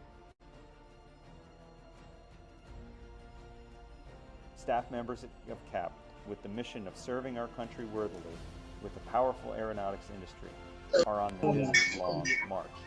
CAP integrates the development strategy into the aeronautics and injects her dream into the great China dream. The blueprint has been drawn and the dream is flying. CAP as a rock soaring high in the sky strives to win the glory that countless people are longing for.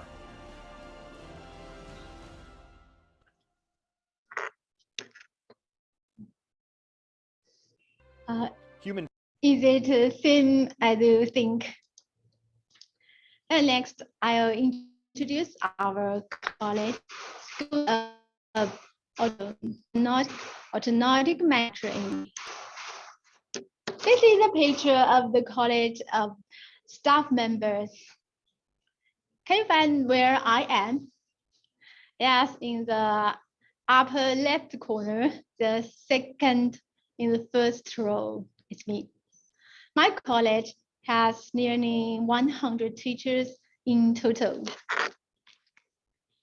My college has 9 majors: aircraft manufacturing technology, aero engine assembly and test technology, pneumatic control technology, electronics, electric automation, mold design and manufacture, composite and engineering technology, aviation material precision forming technology, aviation equipment surface treatment technology.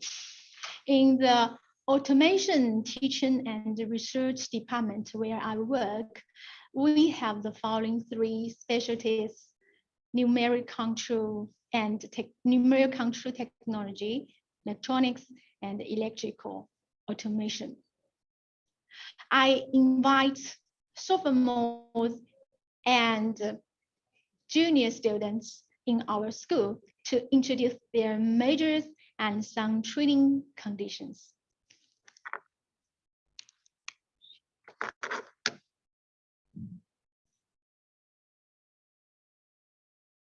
Hello everyone, I'm one of the explainers from Chengdu Aeronautic Polytechnic. Welcome to the Industrial Robots training base of our school. Industrial robots is an automatic equipment that integrates mechanical, electronic, control, sensing, artificial intelligence, and other advanced technologies in multiple disciplines. Robots brands are also very many. Italy has Common Robots, Japan has Funky, Yaskawa, Kawasaki, Epson, and other robots. For our China, there are Eastern, After, Turning, and other robots. And today we will introduce our industrial robot training. It is mainly used in food and beverage, automobile manufacturing, packaging and packaging, welding, coating, surface treatment, handling, cutting materials, measurement, and other aspects. First of all, let's take a look at one of its control cabinets. In the control cabinet, the main storage is the panel of the robot, the drive system, the shaft calculator, the safety panel, the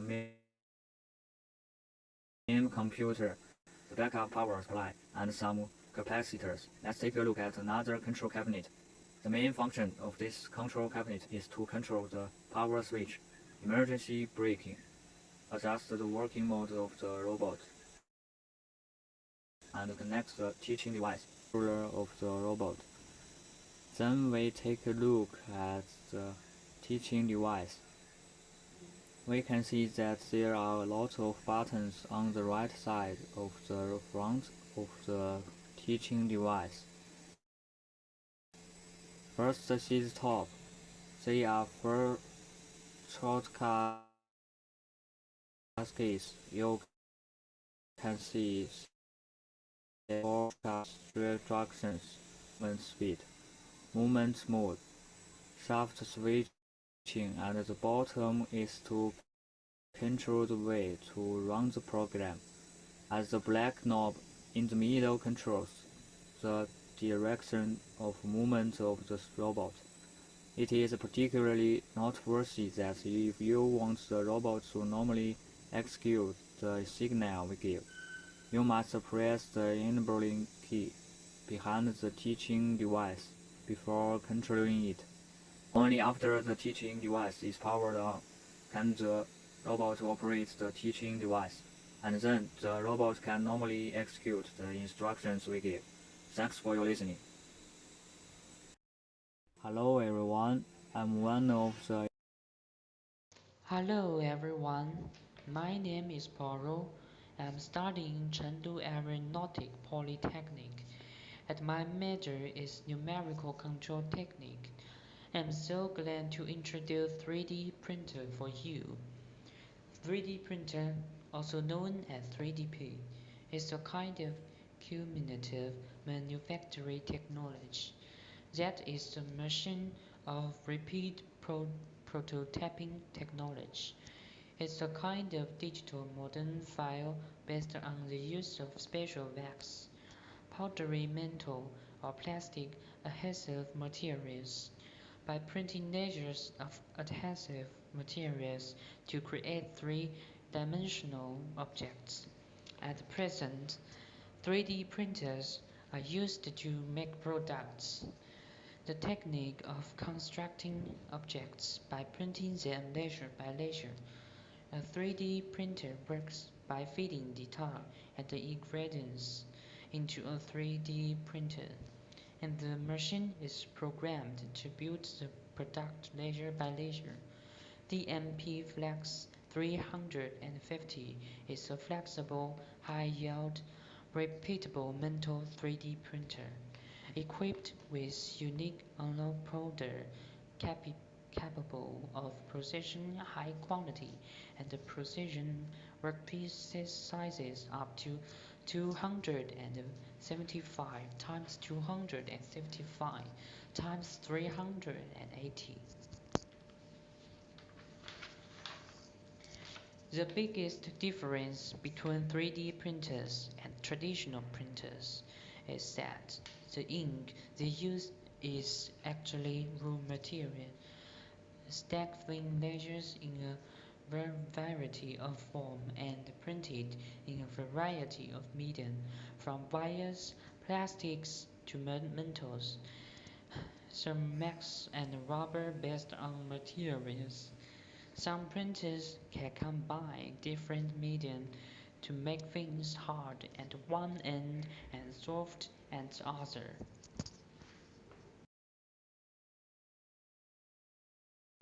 Hello, my name is Nathan. This is our training base. The main equipment is the CNC lathe and the CNC mini machine. Let me introduce to you our company used machine tools.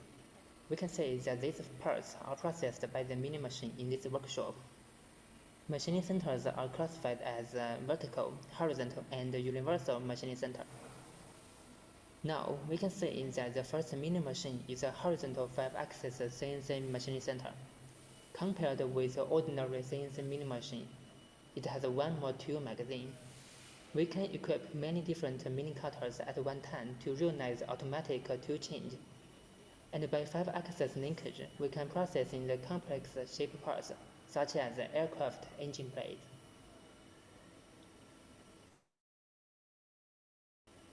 This is a vertical axis CNC machine center. Its spindle is a but the horizontal 5-axis spindle is parallel to the ground. These are the same 4 vertical 3-axis CNC machine center. Their spindle in the X, Y, Z 3 directions of movement. Compared to the 5-axis CNC machine center, that's 2 directions of movement. That is, the rotation and swing of the table. Of course, sometimes we can also see the spindle, rotation, and swing. CNC machine centers are divided into 3 axes, 4 axes, and 5 axis CNC machine centers with the number of motion directions in space. Most of the time, the 4 3-axis CNC machine centers are operated by CNC custom classes and students participating in CNC skills competition. How to operate? First of all, we usually need to set parameters in UG modeling software to simulate the actual machining process of parts, and then with the computer control of CNC machine center for parts processing. These are common 3-axis CNC mini machines machining center. After the operator completes a part processing step, it is necessary for the operator to manually change the cutter. So in the processing of parts with complex shapes, the processing efficiency is lower than the CNC machine center. Hello guys, welcome to our lab. This is Marvin. Then let me introduce the PLC training rooms to you. This training room is designed for students majoring in electrical automation to practice and develop analog circuits. One training room can practice for 20 people. What you see now is the PLC work table for our students. And now you can see many components, including relays, circuit breakers, fuse, servo driver, frequency converter, and so on. With this, we build a simple circuit, and then we look at how to control. This is our core component. It through computer programming into our PLC controller, and then control the input and output electrical signals of the I/O interface to control various devices. PLC is a very simple small computer. It uses a programmable memory in its internal storage to perform logic operations sequence control, timing, counting, and arithmetic operations, and other instructions. Through the digital or analog input and output to control various types of mechanical equipment or production process. It's the brain center of the whole system, and it is only used in industry and strong ability which resist electromagnetic interference. You just need to give it a command. It can start the motor, as well as positive and negative control, delay start, counting, and so on. Through this series of basic operations, you can build a very large system, such as elevator circuits, production lines, CNC machine tools, and other complex control.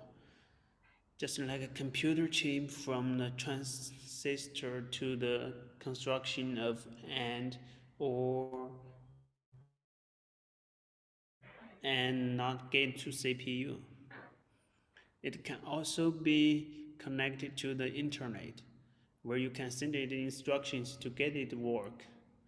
And the system we use now is Siemens system, one of the mainstream productions in the market. So far in the 20th century, there have been a wide variety of PLC mainframe and super mini computer. It makes industrial control easier and production efficiency higher. Maybe it's a little boring to talk about, but it's really interesting for me. Now, let the other students continue to introduce other more interesting content for you. I'm sure you'll be fascinated by it.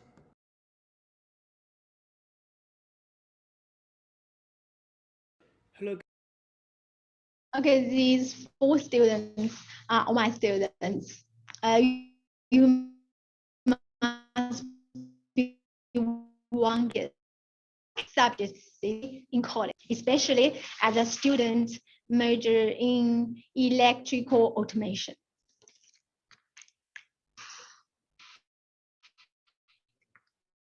Electrical engineering and technology framework. It includes 3 capabilities. When a student enters our school, our teacher will introduce the students to study in years. We know what skills will you develop. It's very important to have 3 abilities. First, key capabilities, then industry general capabilities, finally, occupation-specific abilities. Key capabilities includes operation and communication with people. Operation and communication with people is actually a very basic ability because people in living society. There is an inevitable need to communicate and cooperate with others, especially now. And not only in teamwork, but also international cooperation is very extensive. The second is the application of foreign language. Our school chose English as the first foreign language because English is most widely used global language. Most of the literature in the world is written in English. If a college student has strong English reading and communication skills, she can read a lot of English materials, especially and technical materials.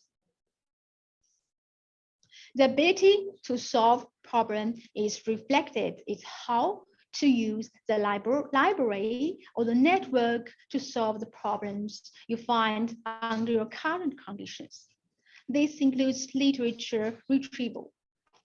Of course, the most convenient ways to discuss among students and ask teachers for advice. Digital application and information handling are also very basic ability, especially information processing. In today's society, it's a society of information explosion. A lot of information, new knowledge appear every day. How to choose useful information is a big problem. Self-learning means that after graduation, if students have this ability, they can continuously improve themselves through self-learning without the supervision. Constantly learn new knowledge can adapt to the development of society and the new working environment.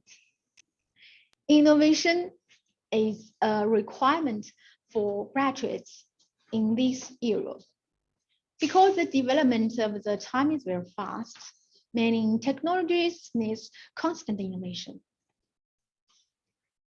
Then the industry general capabilities, which includes such as industrial network, setup, debugging, and maintenance, automatic control system installation and maintenance skills, electrical equipment production, installation, and adjustment skill, basic skills as a bench worker and electrical skills of mechanical drawing, electrical drawing, recognition, etc. Teachers help students to develop mechanical drawing, electrical drawing, and drawing recognition ability. Mechanical and electrical drawing are the language of engineers. They can accurately express what to design. Therefore, the ability of reading drawing is an ability that every college student should develop. Talking about the advanced abilities, it is occupation-specific ability. There will be more higher requirements, such as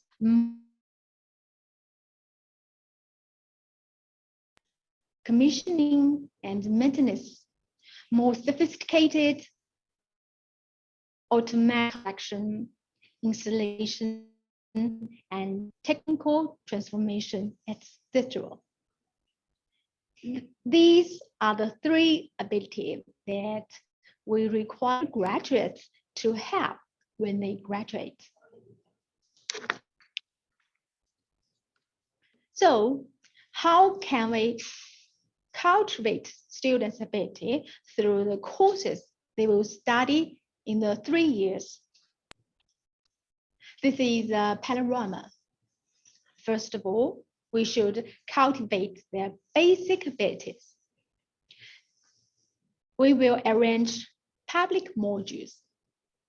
Public modules include engineering, mathematics, ideology, and politics. An English class, basis of circuit analysis and physical education. The basic module also includes a lot of other topics. Then the professional basic modules. It requires students to master the following aspects, such as electrical and PLC control technology, automatic control system, sensors and testing technology, electrical machinery and towage, single chip microcomputer technology, electronic technique, C language programming, engineering drawing, engineering mathematics is the same as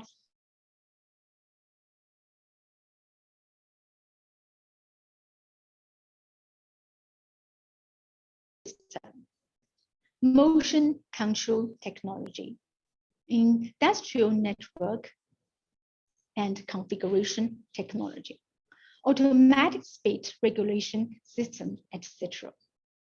These three modules have their own characteristics respectively. Where do they have classes?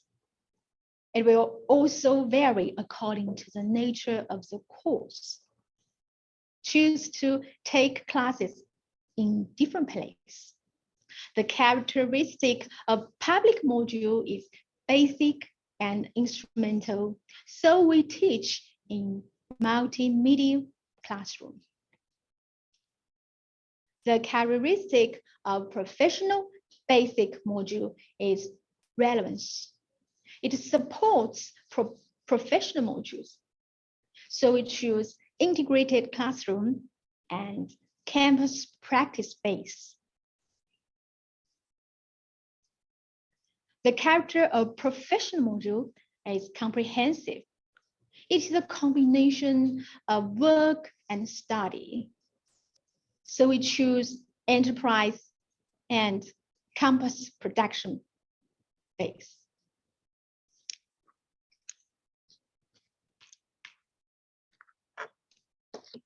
We have formulated standardized teaching documents listing every knowledge point that students should obtain and the skills that they will develop. For example, look at C language programming. We require the following ability: basic knowledge about C language programming, various statements, and program control structure, etc. These are the knowledge points that students must obtain. Electrical, machinery, and towage.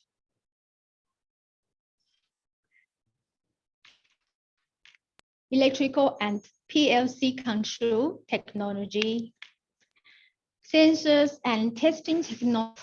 We all have standardized teaching documents. The third part, I'm going to introduce professional development as an electrical engineer. I'm going to analyze the type of electrical engineering and give an example of one of our school's class.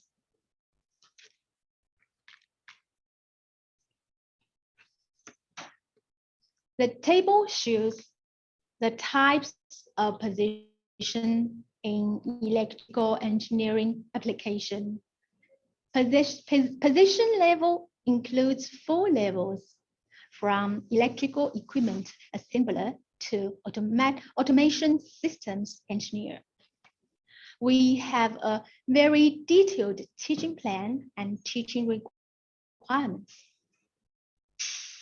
listing every knowledge points and the skills requirements for every level, such as be able to use computer for PLC control programming and debugging, can draw CAD electrical principle drawing with computer, be able to skillfully use electrical tools to connect and install electric circuits of equipment according to the design requirements of drawings.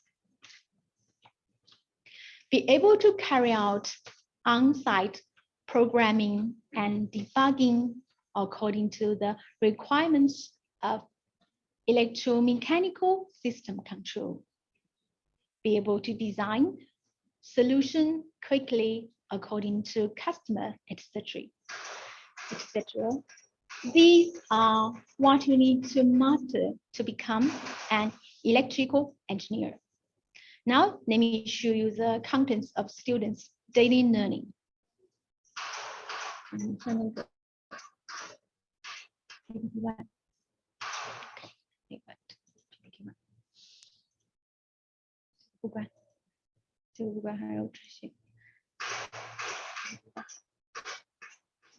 Yeah.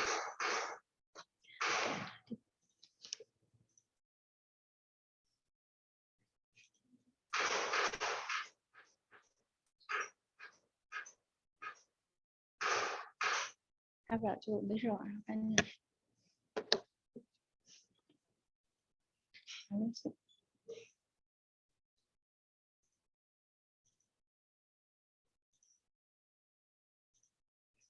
不用，你直接往下翻就可以了。没事，就直接，怎么弄出来呢？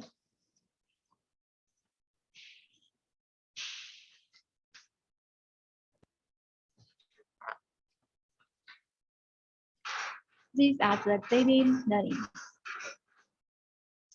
The Chengdu Aeronautic Polytechnic students listen to the teacher in the same way as you.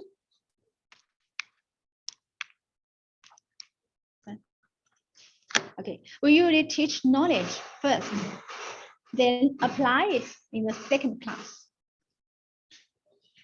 Each knowledge point or skill requirements is listed on the left.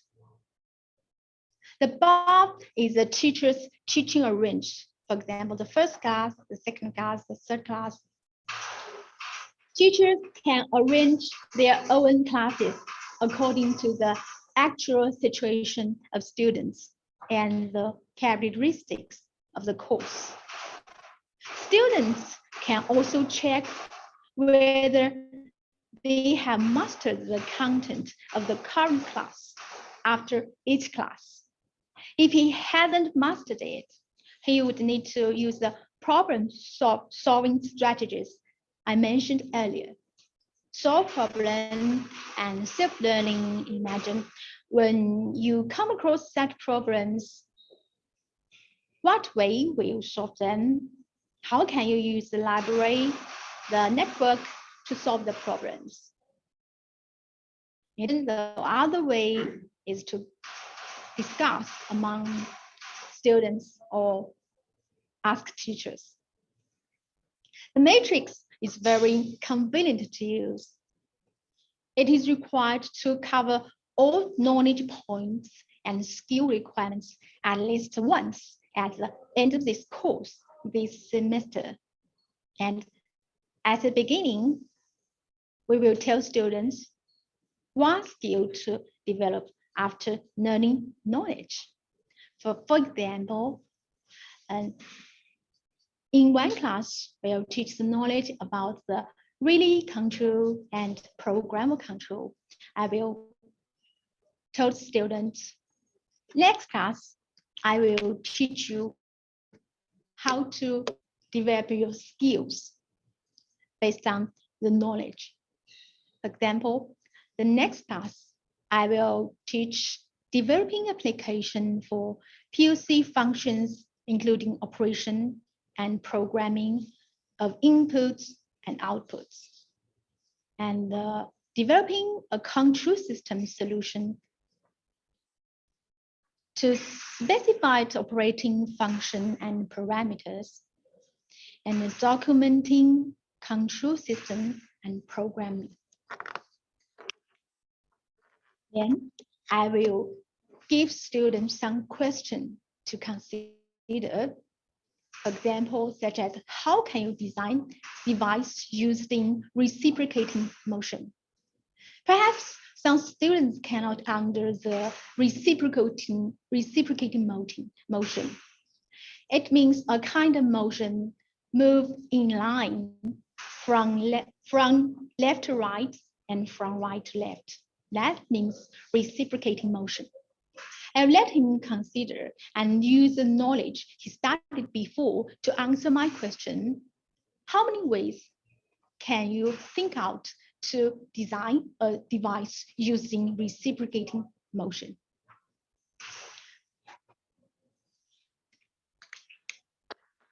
After careful thinking, some students may answer me the question, I can design a mechanical control system to realize this motion. Yes, a mechanical control system is it. This is a good answer. Or some students may answer me, I will develop a hydraulic and pneumatic system to realize the reciprocating motion. Yes, he's right. The hydraulic and transmission control system can realize it.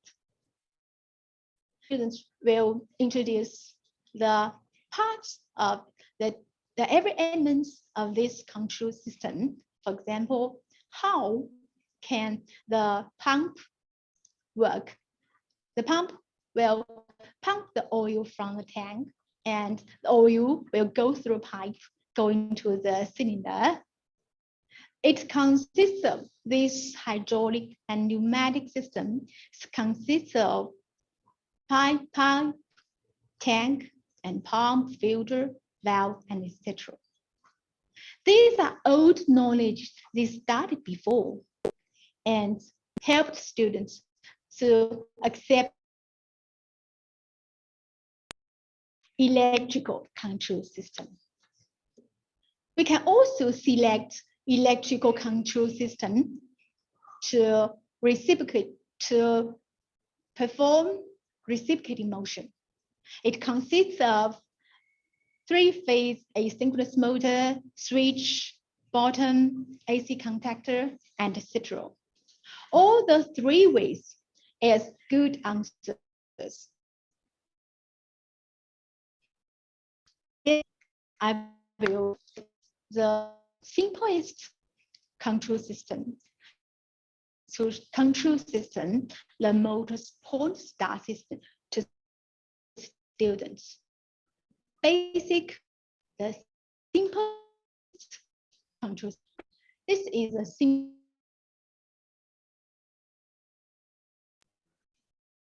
AC conductor. And the working process is simple. If we press the button, the motor operates.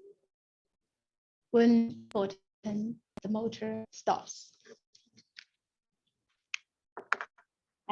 I'll emphasize the safety. For example, wrong connection on PLC but and the connection and if students forget to wear special safety helmet when doing the experiment, rotating motor will wing their hair in the course.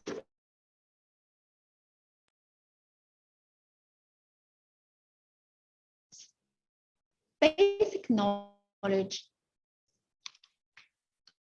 The first part knowledge the basic apparatus about relay control and the every function of every apparatus. Their third part, read and understand basic relay control unit to students.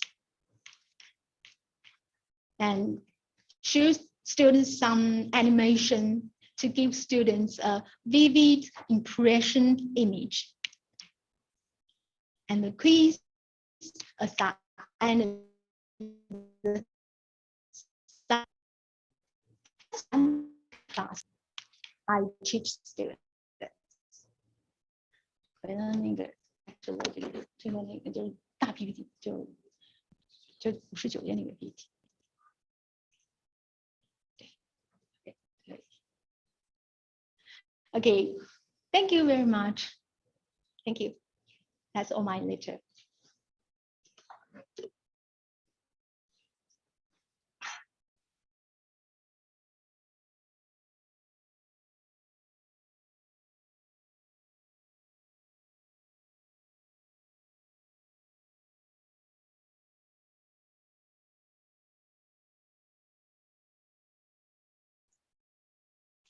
Nicole Mayon and thank you so much,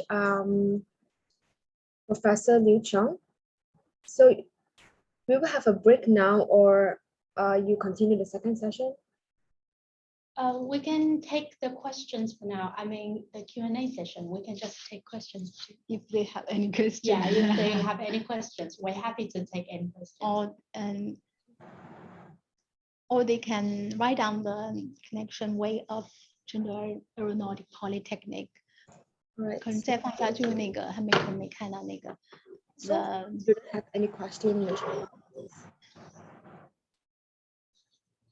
Just a reminder to the audience, you have opportunity to text questions. Yeah. If you have, thank you.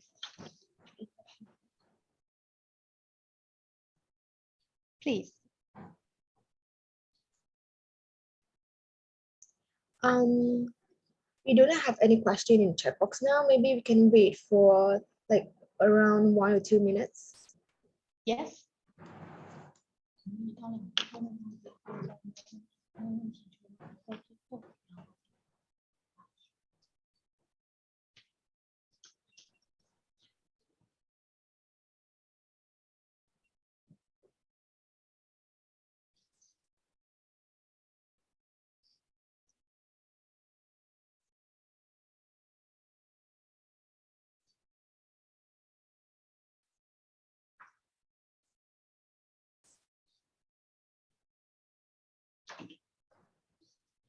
可以把聊天的那个对话框打开。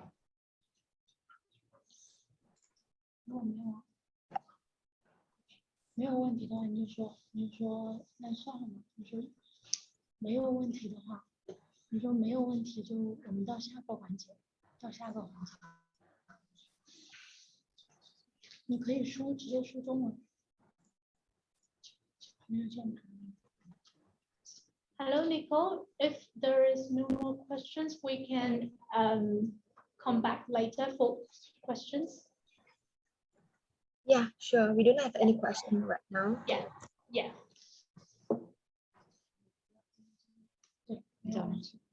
So the presentation by Professor Liu Cheng already ended. Yeah. Okay. So a reminder for all the audiences, if you can you all see my screen?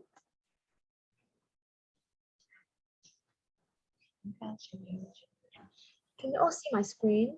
I'm sharing my screen now. Yes, we can see your screen. Yeah. So a reminder to all the audience, if you have any question, you can type the question in the chat box. And in the meantime, kindly scan the QR code to fill in the feedback form to get a e-certificate. So I think we do not have any questions from the audience. So we may end the Q&A session here. Thank you so much, Professor Liu Cheng. Thank you so much for your attention, the audience attentions. And now let's continue to the second part of today's presentation. Now let's continue with the second speaker of today. We have Dr. Rainey Ratnawati. She's a lecturer of Environmental Engineering Department of Universitas PGRI at Buana, Surabaya. Now, without further ado, let's welcome Dr. Rainey for her wonderful presentation.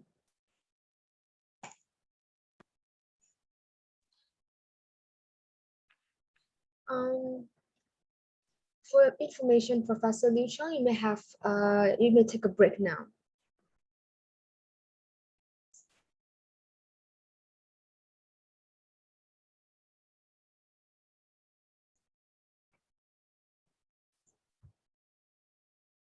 Dr. Rainey? Okay. Thank you, Miss Nicole.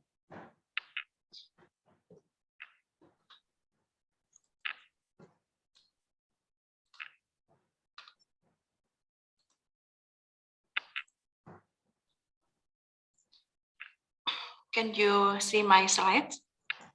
Yeah, we can see your slide. Okay, thank you, Miss Nicole.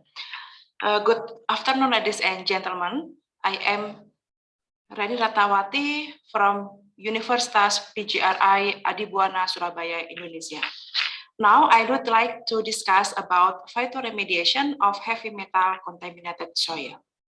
As we know that heavy metals are among the contamination in the environment. Besides the natural activities, almost all human activities also have potential contribution to produce heavy metals as side effects. Environmental pollution caused by industrial activities that are not managed properly can cause a decrease in environmental quality. Several methods are already being used to clean up the environment from these kinds of contaminants, but most of them are costly and far away from their optimum performance. phytoremediation process has been proven is a sound technique for removing heavy metals contaminated soil. The phytoremediation process has many advantages in heavy metals contaminated, are environmental friendly and potential cost effective. So the goal of this presentation is to make you understand about phytoremediation process to remediate contaminated soil.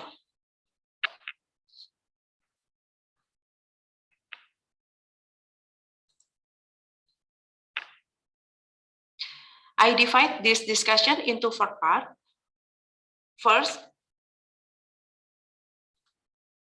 First, I would like to discuss about mercury contaminated soil source. Second, I would like to discuss about environmental impact. Third, I would like to ask you about phytoremediation technology and our research about phytoremediation mercury contaminated soil using Sansevieria trifasciata and Cholosia plomasa, and the conclusion.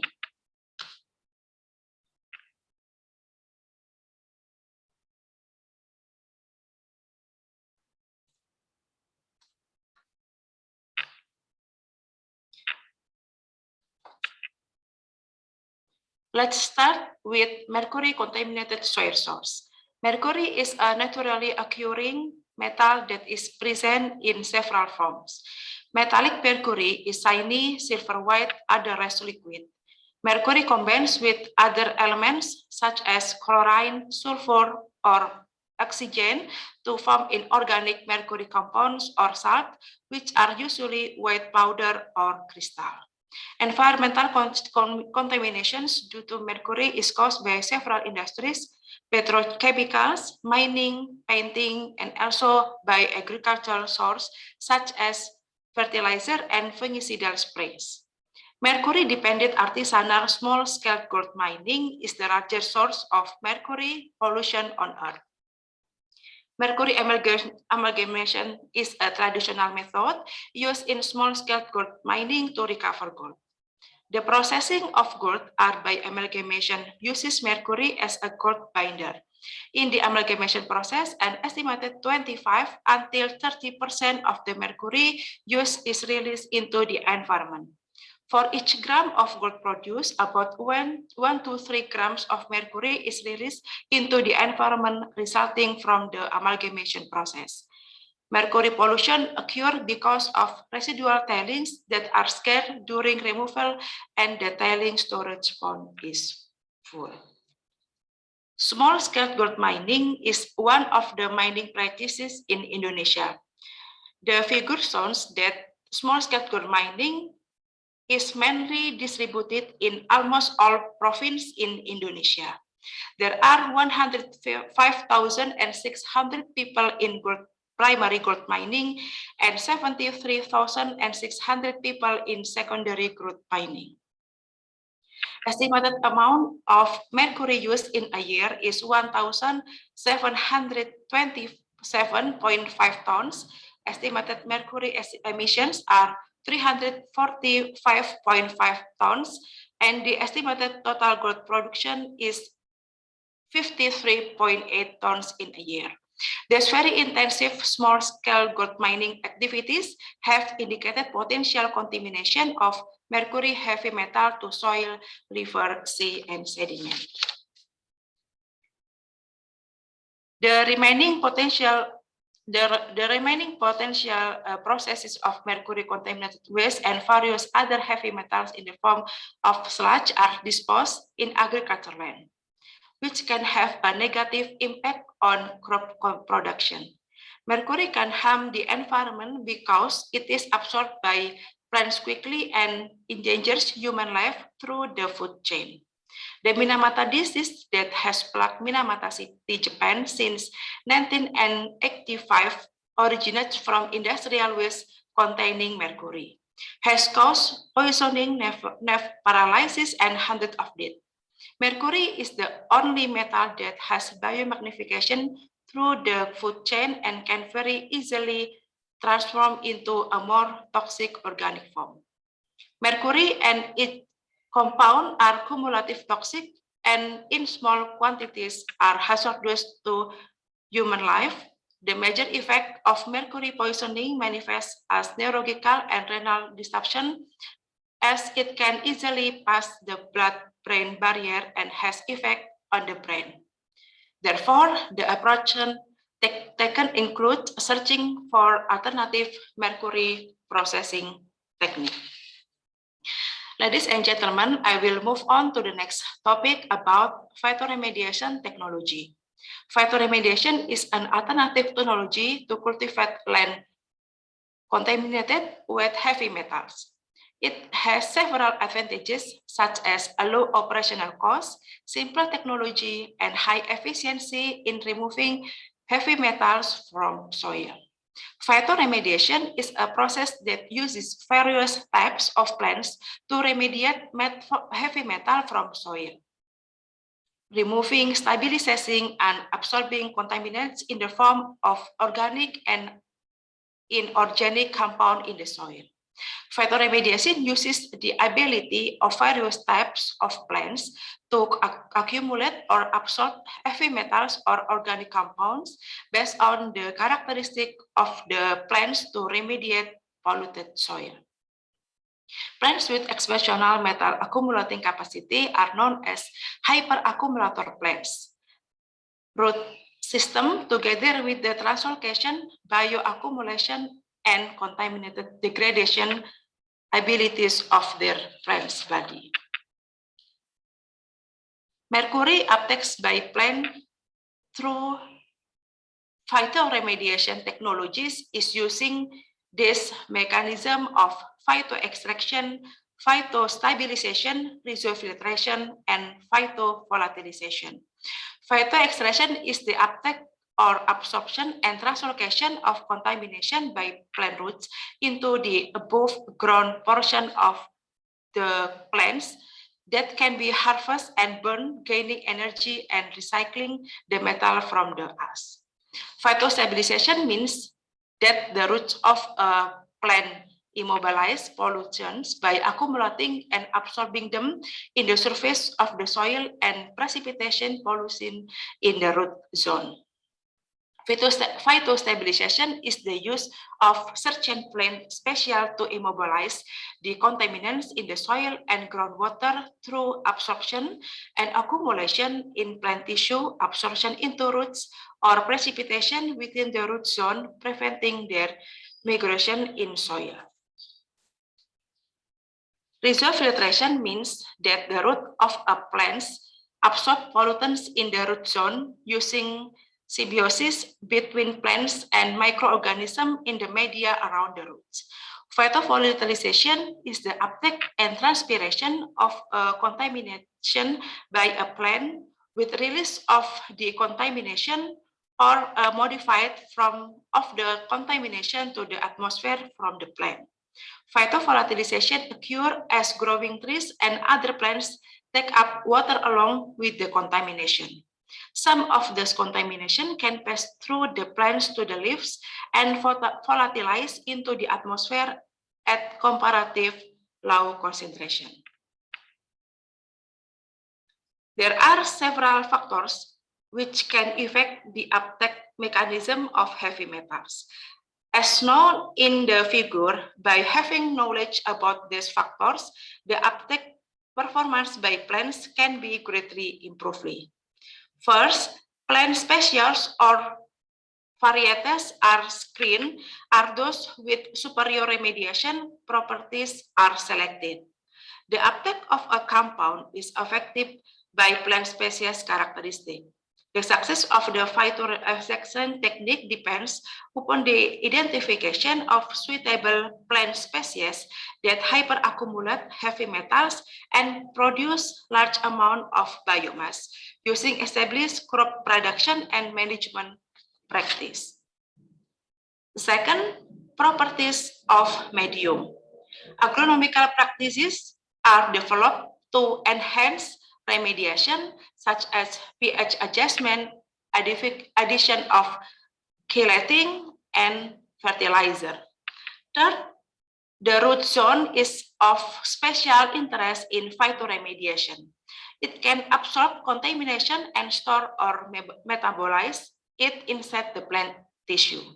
Degradation of contamination in the soil by plants enzymes exude from the roots is another phytoremediation mechanism.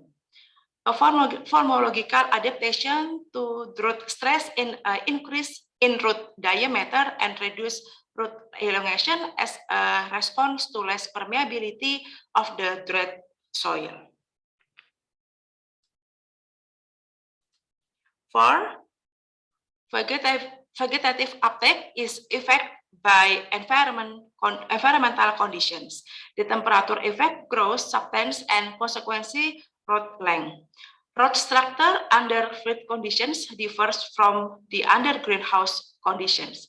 The success of phytoremediation, more especially phytoextraction, depends on a contamination species hyperaccumulator. Understanding mass balance analysis and the metabolic effect of pollutions in plants are the key to improving the ability of phytoremediations. 5. Metal uptake by plants depends on the bioavailability of the metal in the water space, which in turn depends on the resistance time of the metal as well as the interactive with other elements and substance in the water. Furthermore, when metals have been bound to the soil, the pH, redox potential, and organic matter content will affect the tendency of the metal to toxic in ionic and plant available form. Plant will affect the soil through their ability to lower the pH and oxygenation the sediment, which affect the ability of the metal. 6. Addition of chelating agent, the increase of the uptake of heavy metals by the energy crops can be influenced by increasing the bioavailability of heavy metal through addition of biodegradable phytochemical factors such as chelating agents and macronutrients, and also by stimulating the heavy metal uptake capacity of the microbial community. In a previous study by Ratawati and Faizah 2020, using Sansevieria trifasciata and Cholusia plumosa, were able to reduce mercury levels in mercury contaminated soil with addition of compost. The first step is to determine the concentration of mercury in the growth media with investigate the initial characteristic of the growth media. The experiment was done by using soil mixed with artificial waste in the form of mercury standard solution that was deposited for 20 hours. The soil sample were dried, crushed, and sieved using 0.5 millimeter sieve. In this study, the initial mercury concentration were 150 milligram per kilogram, 250 milligram per kilograms, and 350 milligram per kilograms.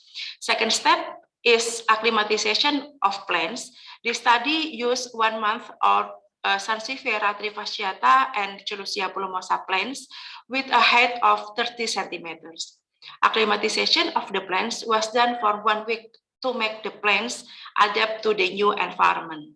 The plants that were used in the next step were fertilized plants and did not experience that.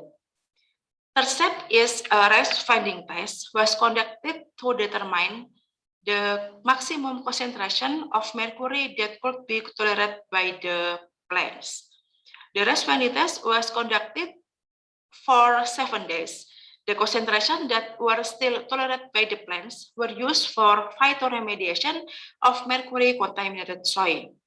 The result of rice finding test is both types of plants could survive and accept mercury pollution loads at concentration and 150 milligram per kilogram, and 250 milligram per kilograms. Meanwhile, at a mercury concentration of 350 milligram per kilogram, both types of plants underwent physical changes, that is the leaf width and dry.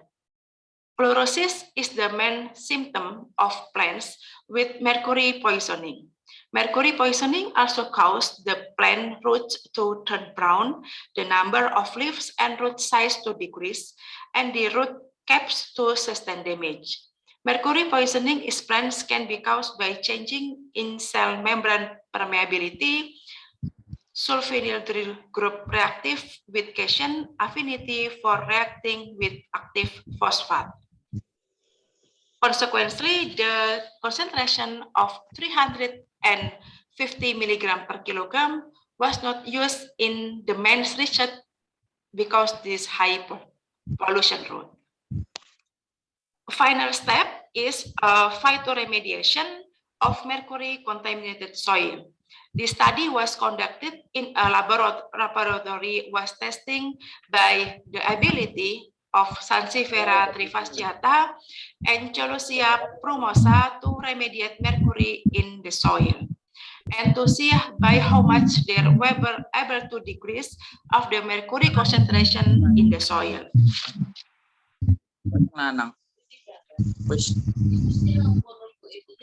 The experiment conditions were shown in the table.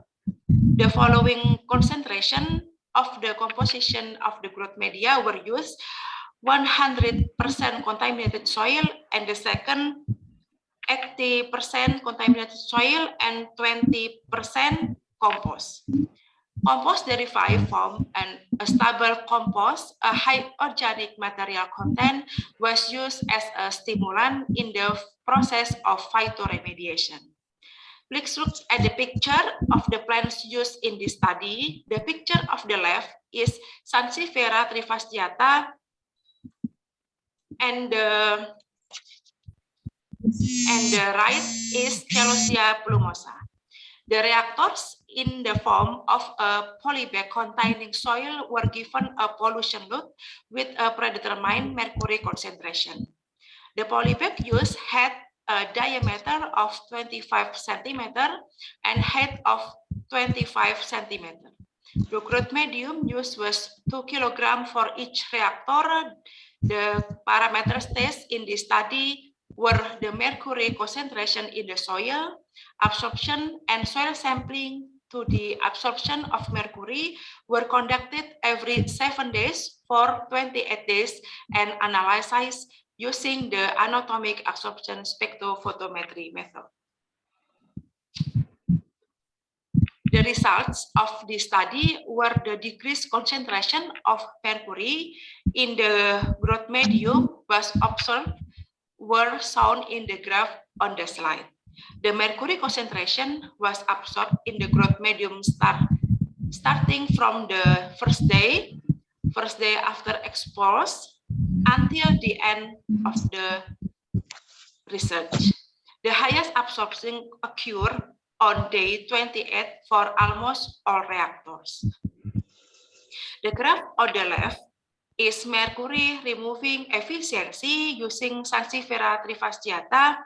It can be seen that the highest mercury concentration up to 74.79% for treatment of 100 contaminated soil and 25.63% for the growth medium using compost, 80% contamination soil, and 20% compost.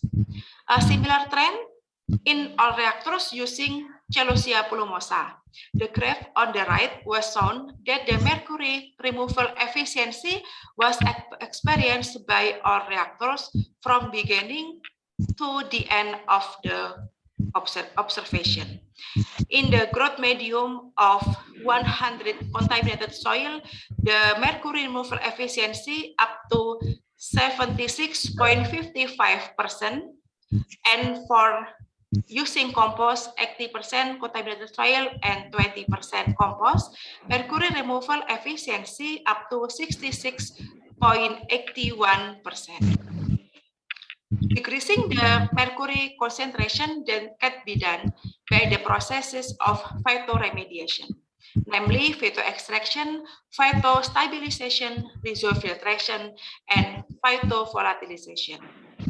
Phytoextraction is the absorption and translocation of contaminants by plant roots into various plant organs.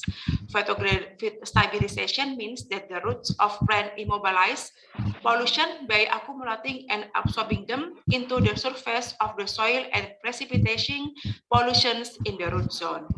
Reservoir filtration means that the root of a plant absorb pollutions in the root zone using symbiosis between plants and microorganisms in the media around the root. The mercury concentration in the soil also decreases because mercury is a type of heavy metal that can evaporate into the atmosphere. Mercury pollutions to the soil absorbed by Sansevieria trifasciata and Cholusia plumosa are transformed and released into the form of liquid vapor into the atmosphere and absorbed by plant leaves. This process is referred to as phytovolatilization. In addition, the decrease of the mercury concentration in the root media by the addition of compost, 80% contaminated soil and 20 compost was faster on the same day on observation compared to without addition of compost. Compost as a stimulant can be help and improve the phytoremediation process. Organic material can be source of organic carbon for microorganisms to stimulate the plant roots. The right combination of soil and compost increases the biodegradability of material contaminated soil. And also the onion content of the compost has good absorb capacity so it can bind metal cations in the soil. One advantages of phytoremediation is the degradation of recyclable metal-rich plant residue.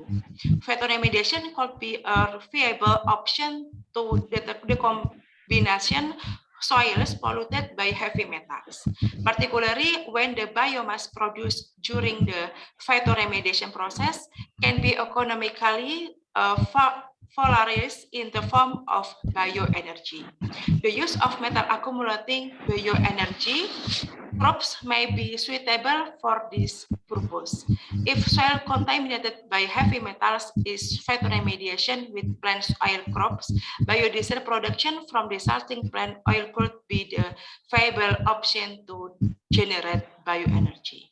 In that called application, the potential energy stored can be utilized to generate thermal energy. The success of the phytoextraction technique depends on the identification of suitable plant species can hyperaccumulate heavy metals and produce large amount of biomass using established crop production and management practice. In conclusion, mercury uptake by plants using phytoremediation technology has been proven is a sound technique for removing mercury contaminated soil. The phytoremediation process consists of 4 plant-based technologies, namely phytoextraction, phytostabilization, reservoir filtration, and phytovolatilization. The mercury removal efficiency up to 66.55 until 79% using Sansevieria trifasciata and Cholusia plumosa respectively. That's all I want to share. Thank you for your listening. Thank you so much, Dr. Rani Ratnawati. So we can also type your question in the chat box if you have any questions for Dr. Rani, also Professor Liu Chong. So in the meantime, I'll share the QR code.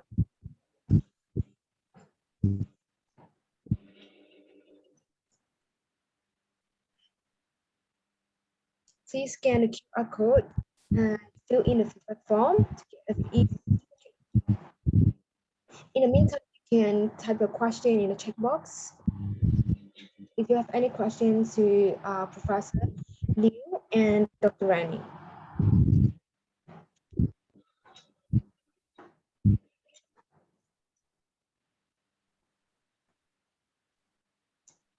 Maybe we can wait for around one minute.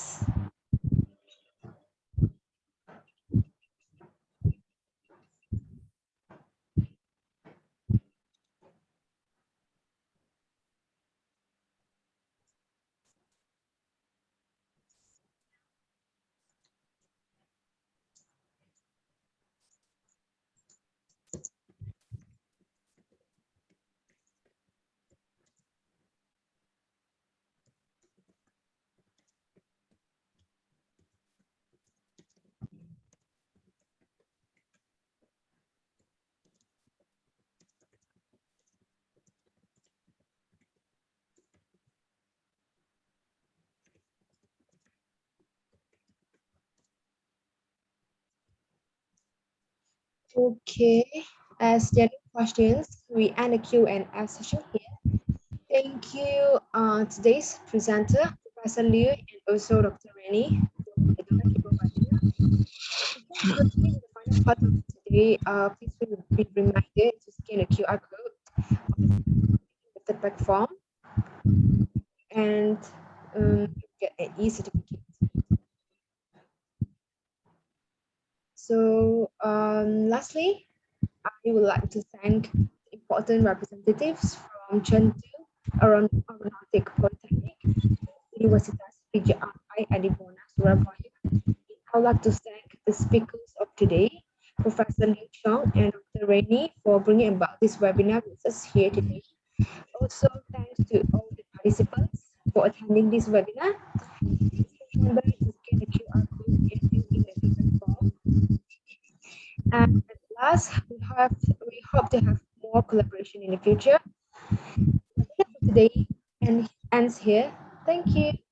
希望未来有机会能再次合作，谢谢大家。Thank you all the speakers and the audience from Unipa, and also thank you the speakers from Chengdu. To all the audience, please be reminded to scan the QR code on the slide.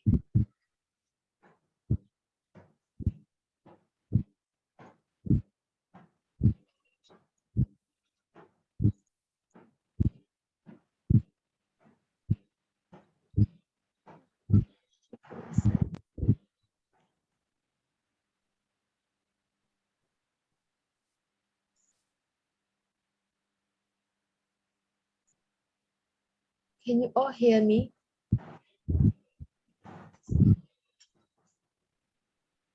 Yes, I can hear you now. Okay, so the webinar for today ends here. So thanks to today's presenters, Dr. Rani and also Professor Liu Chong. Hope to have more collaboration in the future. Yeah, have a nice day. Thank you. Thank you, everyone. Thank you, everyone.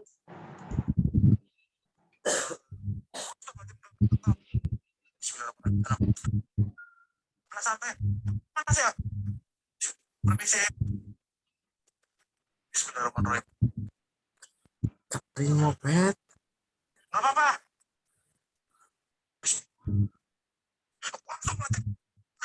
Jangan, please. Astagfirullahaladzim.